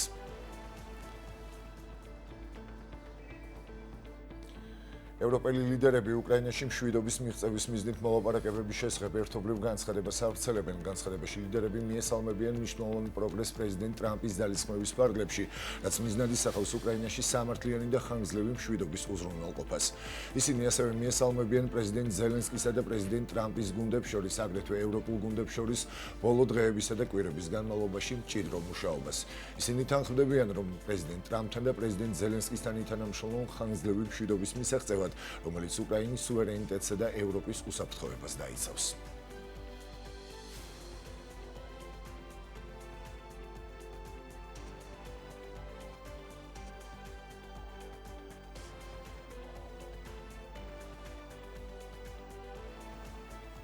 არ გვინდა ჩვენი დონბასის დათმობა, უკრაინა არ აპირებს დონბასი რუსეთის ტერიტორიად დე იურე ან დე ფაქტოდ აღიაროს. ამის შესახებ უკრაინის პრეზიდენტმა ვოლოდიმირ ზელენსკიმ ჟურნალისტებს განუცხადა. პრეზიდენტის განცხადებით უკრაინას არ სურს დონბასის რუსეთისთვის გადაცემა, რის გამო შეერთებული შტატები კომპრომისის პოვნას ცდილობს. მისი განცხადებით ამჟამად ამერიკის შეერთებულ შტატებთან მოლაპარაკებებში მთავარი აქცენტი ტერიტორიულ საკითხზე კეთდება, თუმცა კონსენსუსი არ არსებობს. მან არ გამორიცხა, რომ თუ პუტინი გაანადგურებს ნებისმიერ დიპლომატიურ შესაძლებლობას და მისწრაფებას როგორც უკრაინულს, ასევე ევროპულს, ამერიკის შეერთებული შტატების სანქციებით ზეწოლას მოახდენს რუსეთზე და უკრაინას მეტ იარაღს მიაწვდის.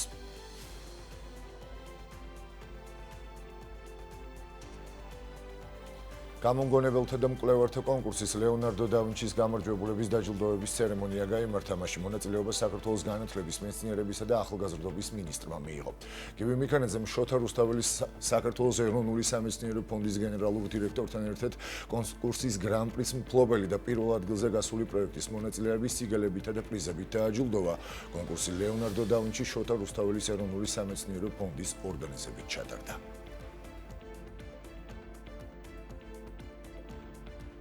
ჩვენ პირველად ღებულობთ ამ ღონისძიებაში ლეონარდო და ვინჩის კონკურსზე მონაწილეობას და საბედნიეროდ გავიმარჯვეთ, დავიკავეთ პირველი ადგილი, რისიც ძალიან გახარებულები ვართ. ლეონარდო და ვინჩის კონკურსზე ვიწყდება მნიშვნელოვანი კონკურსია, იმიტომ რომ ავლენს ძალიან კარგად ამ პროექტების მნიშვნელობებს, პროექტების ავტორებს და აცნობს მათ საზოგადოებას და აფასებს მათ შრომას და ძალიან მნიშვნელოვანი პროექტი არის საზოგადოებისათვის. ისინი ფიქრობენ 21 საუკუნის გამოწვევების დაძლევაზე. ისინი ცდილობენ რომ თავისი ნიჭიერება მაქსიმალურად წარმოაჩინონ და კიდევ ერთხელ წმუნდებით რომ მსგავსი კონკურსების ჩატარება აუცილებელიც არის, კიდევ უფრო გასაფართოებელია და მეტი ახალგაზრდისთვის ასეთ ღონისძიებებში მონაწილეობის მიღებისთვის შესაბამისი პირობები არის შესაქმნელი. გარემოს დაცვითი ინფორმაციისა და განათლების ცენტრის ინიციატივითა და ორგანიზებით საჯარო სკოლებში საინფორმაციო შემეცნებითი შეხვედრები ჩატარდა. შეხვედრების მიზანი იყო მოსწავლეებში ატმოსფერული ჰაერის ხარისხის მნიშვნელობის შესახებ ცნობიერების ამაღლება, ჰაერის დაბინძურების ძირითადი წყაროების და მისი შემცირების მიდგომების გაცნობა. განიხილეს ჰაერის დაბინძურების გავლენა ადამიანის ჟანმრთელობასა და გარემოზე, საინფორმაციო შემეცნებითი შეხვედრები მოიცავდა პრეზენტაციებს, დისკუსიებსა და ინტერაქტიულ აქტივობებს.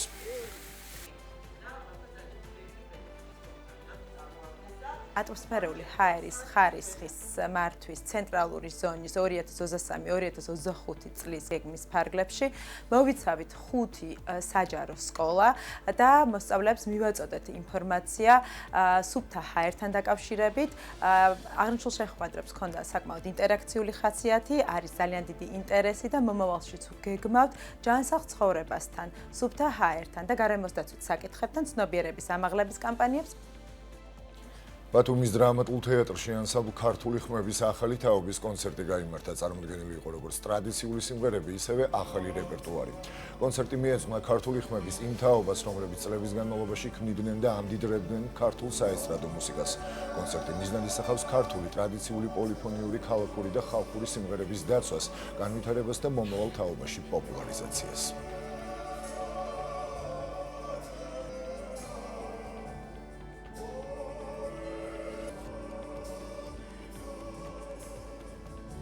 ასეთი საღამოების შემდეგ ორმაგად მიამაყება რომ ქართველი ვარ. ეს არის მთელი ჩვენი საქართველოს ისტორია, კულტურა, გუშინდელი, დღევანდელი და ხვალინდელი დღე და ეს აუცილებლად ყოველმა ახალგაზრდამ თავად უნდა მოისმინოს, იხილოს, შეაფასოს, შეიყვაროს და მოუნდეს შესრულება.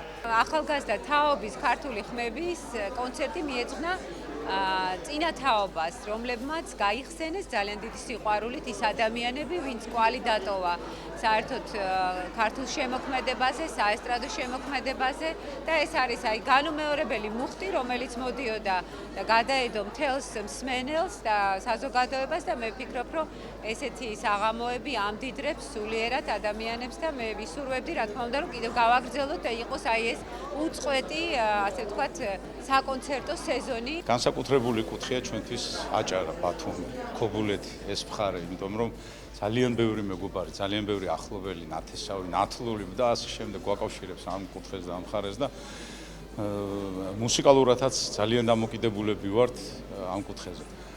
მადლობა მინდა გადაუხადო მსმენელს, ჩვენს მაყურებელს იმ გულითადი თბილი და სიყვარულით სავსე დახვედრისთვის, როგორც ბათუმელებს ჩვევიათ ხოლმე და აჭარლებს ჩვევიათ. ეს იყო ჩემს ხელთ არსებული ბოლო ინფორმაცია მომდევნო გამოშვებით 12 საათამდე გემშვიდობებით. დროებით.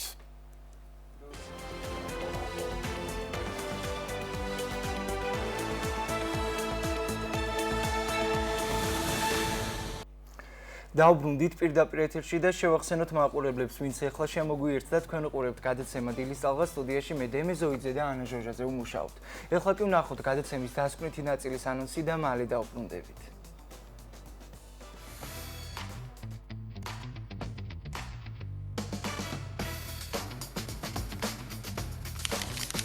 სტუდიაში კომპოზიტორ სოფო ზაქარაძესა და მომღერალ შორენა მიქელაძესთან ერთად დავბრუნდებით ვისაუბრებთ, როგორ მიმდინარეობდა შემოქმედებითი პროცესი და მუსიკალური თანამშრომლობა. გადაცემას კი დავასრულებთ სიმღერით ბათუმზე.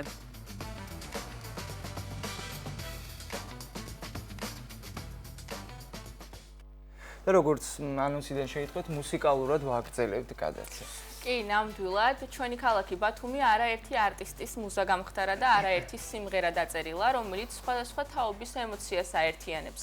დღეს უნდა გაგაცნოთ ადამიანები, რომლებმაც სიყვარული და სითბო ჩვენი ქალაქის მიმართ მუსიკად აქციეს. სოფო ზაქარაძე ინგლისური ენის სპეციალისტია, რომლის ცხოვრებაშიც მუსიკას განსაკუთრებული ადგილი უჭირავს. ჩვენს ქალაქში ასე ქვია სიმღერას ბათუმზე, რომლის ტექსტის და მუსიკის ავტორიც თავად სოფოა. შემსრულებელი მომღერალი შორენა მიქელაძე. საინტერესოა რატომ არის ბათუმის შემოქმედებითი ადამიანებისთვის ძლიერი მიზიდულობის წერტილი და როგორ იქნებოდა მორიგის სიმღერა ბათუმზე. სულაც სტუმრებთან ერთად ვისაუბრებთ, რომლებიც უკვე დილის ტალღის სტუდიაში არიან. დილომშვიდობისა, მადლობა რომ ხართ დღეს ჩვენი სტუმრები. სოფო თქვენით დავიწყებთ პროფესიით ინგლისური ენის სპეციალისტი ბრძანდებით. საინტერესოა როდის შემოვიდა ზოგადად მუსიკა თქვენს ცხოვრებაში და ზოგადად მოგვიყევით თქვენ შესახებაც რას საქმიანობთ მუსიკის გარდა. მოგესალმებით პირველ რიგში, მადლობას გიხდით ჩვენი მასპინძლობისთვის. რაც შეეხება მუსიკას როდის შემოვიდა ჩემ ცხოვრებაში, მე ვერ გამოვყოფ ჩემი ბავშვობიდან მოყოლებული ვერც ერთ დღეს, ალბათ ეს მამაჩემის დამსახურებაც არის, რომ მუსიკა არ ყოფილიყო ჩემ ცხოვრებაში. ფაქტიურად დღემდე ჩემთვის არ არსებობს დღე, როდესაც არ უსმენ მუსიკას თავად არ მღერი სახლში მაგალითად, მიუხედავად დაძაბული გრაფიკისა, მაქვს საკუთარი ბიზნესი, ასევე ვარ სტუდია ქართული ჰარმონიის პიარ მენეჯერი. ჩემთვის არ არსებობს მიზეზი, რის გამოც მუსიკაზე უარი უნდა ვთქვა, იმდენად ჩემთან ახლოს დგას. მოკლედ მრავალფეროვანი საქმიანობის მიუხედავად რაღაცნაირად პარალელურ რეჟიმში თქვენს ცხოვრებაში არის მუსიკა. როდის და როგორ გაჩნდა იდეა სიმღერა დაგეწერათ ბათუმზე? არაერთი არტისტის მუზაა ზოგადად ჩვენი ქალაქი და არაერთი სიმღერაც გვაქვს ბათუმზე. თქვენ შემთხვევაში როდის გაჩნდა ეს იდეა, რომ შეგექმნათ მუსიკა და რა იყო თქვათ წინაპირობა ეს პირველი სიმღერაა თუ აქამდეც დაგიწერიათ? პირველი სიმღერა არ არის, რაც დავწერე, თუმცა ბათუმზე ეს პირველი სიმღერა, რომელიც დავწერე. პირველ რიგში რა თქმა უნდა ბათუმზე სიმღერას ვერ დაწერ თუ არ გიყვარს საკუთარი ქალაქი. მე გავიზარდე ბათუმში, დავიბადე, თავად ვარ მომსწრე განვითარების დინამიური ზრდის, რაც ბათუმს აქვს და შესაბამისად ამ პროცესის მონაწილე თავადაც გახლავართ. ვფიქრობ, რომ გარდა იმისა, რომ ეს მთების და ზღვის შერწყვის სილამაზე ისედაც გაუჩეს ადამიანს, რომ რაღაც ლამაზი გაუჩეს ადამიანს სრულს რომ ლამაზი თქვას. კონკრეტულად ამ სიმღერას ესეთი განსხვავებული ისტორია აქვს, ძალიან სპონტანურად დაიწერა. შორენას შემსთავაზე ერთ-ერთი სხვა სიმღერის შესრულება გავუგზავნე. და მისგან პირველი პასუხი მოვიდა უკომენტაროთ, რომ შეასრულება დიდი სიამოვნებით სიმღერას ბათუმზე. რატომ გადაწყვეტეთ ზოგადად რომ შორენას შეესრულებინა ეს სიმღერა და თან ალბათ საინტერესოა ვთქვათ როგორც ავტორს რა განცდა გქონდათ, როდესაც უკვე შეასრულა შორენამ სიმღერა, იყო თუ არა ის ინტერპრეტაცია და ის ემოცია, რაც იყო თქვენ შენაფიქრში? რაც შეეხება რატომ გადავწყვეტ რომ შორენა შეასრულებდა პირველ რიგში, იმიტომ რომ ძალიან ვაფასებ როგორც ვოკალისტს, ჩემთვის ის მისაბაძი პროფესიონალია ბათუმში ერთ-ერთი და რა თქმა უნდა იმიტომ რომ ჩემი მეგობარიც არის და ვფიქრობ რომ პირველი ვისაც ბათუმზე უნდა შეესრულებინა ეს სიმღერა, ჩემთვის ყოველთვის იქნებოდა შორენა. მეორე კითხვა ემოციები როგორ იყო როცა მოისმინეთ პირველი შესრულება? იყო თუ არა ის რაც იყო ჩანაფიქრში და რაც გინდოდათ რომ გადმოეცათ შორენას? მე გეტყვით ეს იყო ჩემთვის ძალიან ემოციური, ერთადერთი რაც დამემართა ეს იყო ცრემლები თავისით მომდიოდა პირობითად.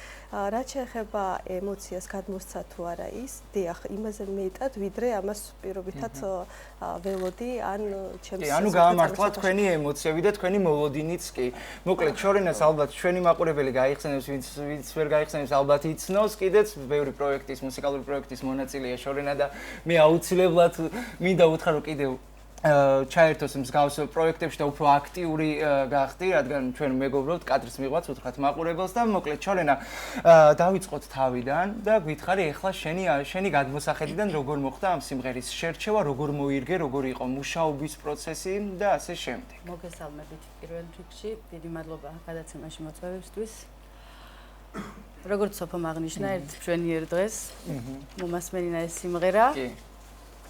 მოგეწონა რა თქმა უნდა. მომეწონა, აღფრთოვანდი გულთან, ძალიან ჩემთან მოვიდა სიტყვები, ტექსტი, ისეთი ტექსტი არის ამ სიმღერაში, რომ გულგრილს არავის არ დატოვებს და მაშინ გავიფიქრე, რომ რატომაც არა ბათუმი, მზე, ზღვა და თბილი ადამიანები და დიდი სიამოვნებით შევუდექით სიმღერის ჩაწერას. ფიქრობთ როგორც მომღერალი არტისტი, რატომ არის ბათუმი ასეთი ძლიერი მიზიდულობის წერტილი და ძლიერი მუზაც ერთგვარად არტისტებისთვის და მომღერლებისთვის? ყველა სიმღერება ბათუმზე და ხო, ყველა წერს.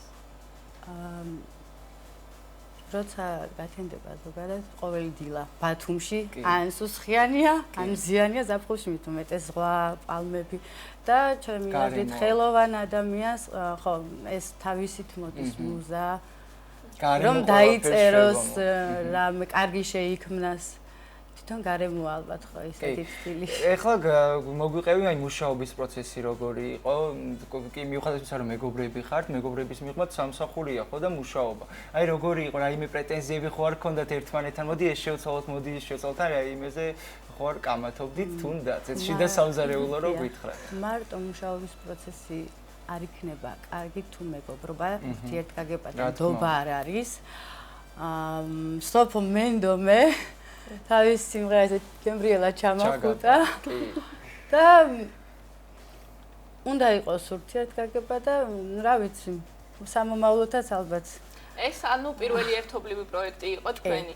მაშინ როგორ მოგეწონათ და ვთქვათ მოგცათ თუ არა ბიძგი ამ პროექტმა, ამ ერთობლივმა ნამუშევარმა, რომ მომავალშიც იფიქროთ ვთქვათ კიდევ რაღაც პროექტების ან სიმღერების შექმნაზე. გუშინ ვსაუბრობდით სხვათა შორის მაგ საკითხზე, რატომაც არა. ისეთი კარგი გამოვიდა ეს სიმღერა, რომ სამომავლოდ უკვე დუეტიც კი ჩავწეროთ და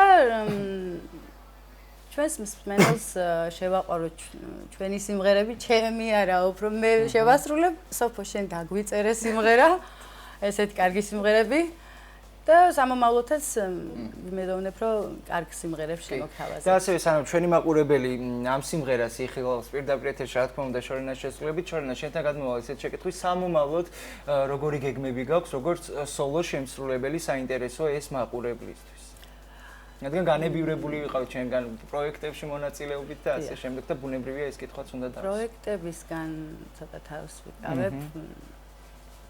ჩემი რაღაცა მიზეზების გამო ამჟამად მღერი ბენდ მაჭახელაში აქტიურად მიდის რეპეტიციები, ახალი რეპერტუარი გვაქვს, ძალიან ასე ვთქვათ, მუშაობთ შემართებით და ძირითადად ბენდში შემოვიფარგლები ამ ეტაპზე.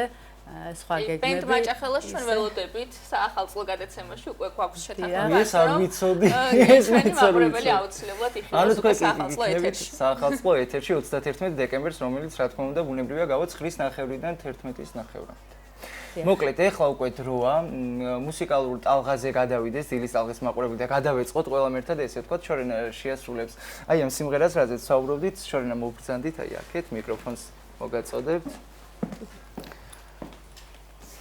და უთხრათ სიმღერის სახელწოდება არის ჩემს ქალაქში. დიახ. ხო, სწორად. კი ბატონო. იმედი მაქვს მოგეწონებათ.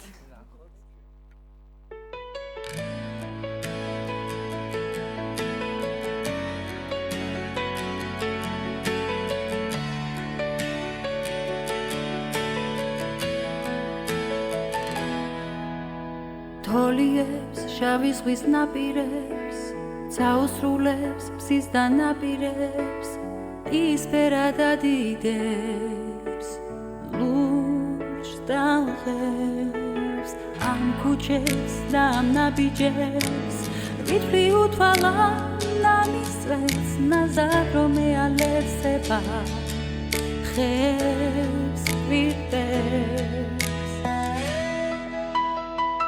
ჩემს ქალაქში მიყვარს ეს დღე ეს რიმა სისარგალის და პალმების ერთი ზეცა უეცრად შემოფერილი ქარების ხმა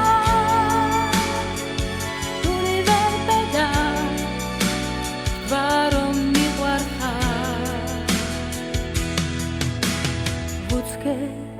სადაფრენილ ფთებს სხვა დაღმართულ ბუმბერას ფებს წვიმის წვეთებს დაფირდნენ მაგნოლიებს ამ ქუჩებს და ამ ნაბიჯებს ვიტყვი უთვალა ნამისვენს ნაზად რომ ეალერსება ხებს და გვიტებს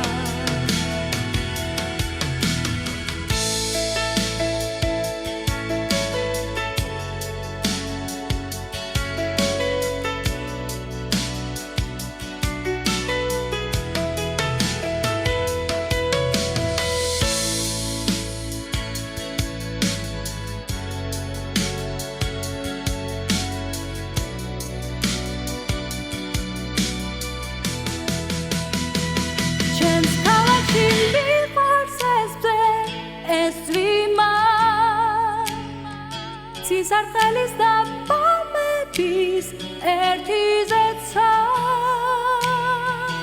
უეცრად შემოფერილი ქარების ხმა გული ვერ ბედავს გვარო მიყვარხარ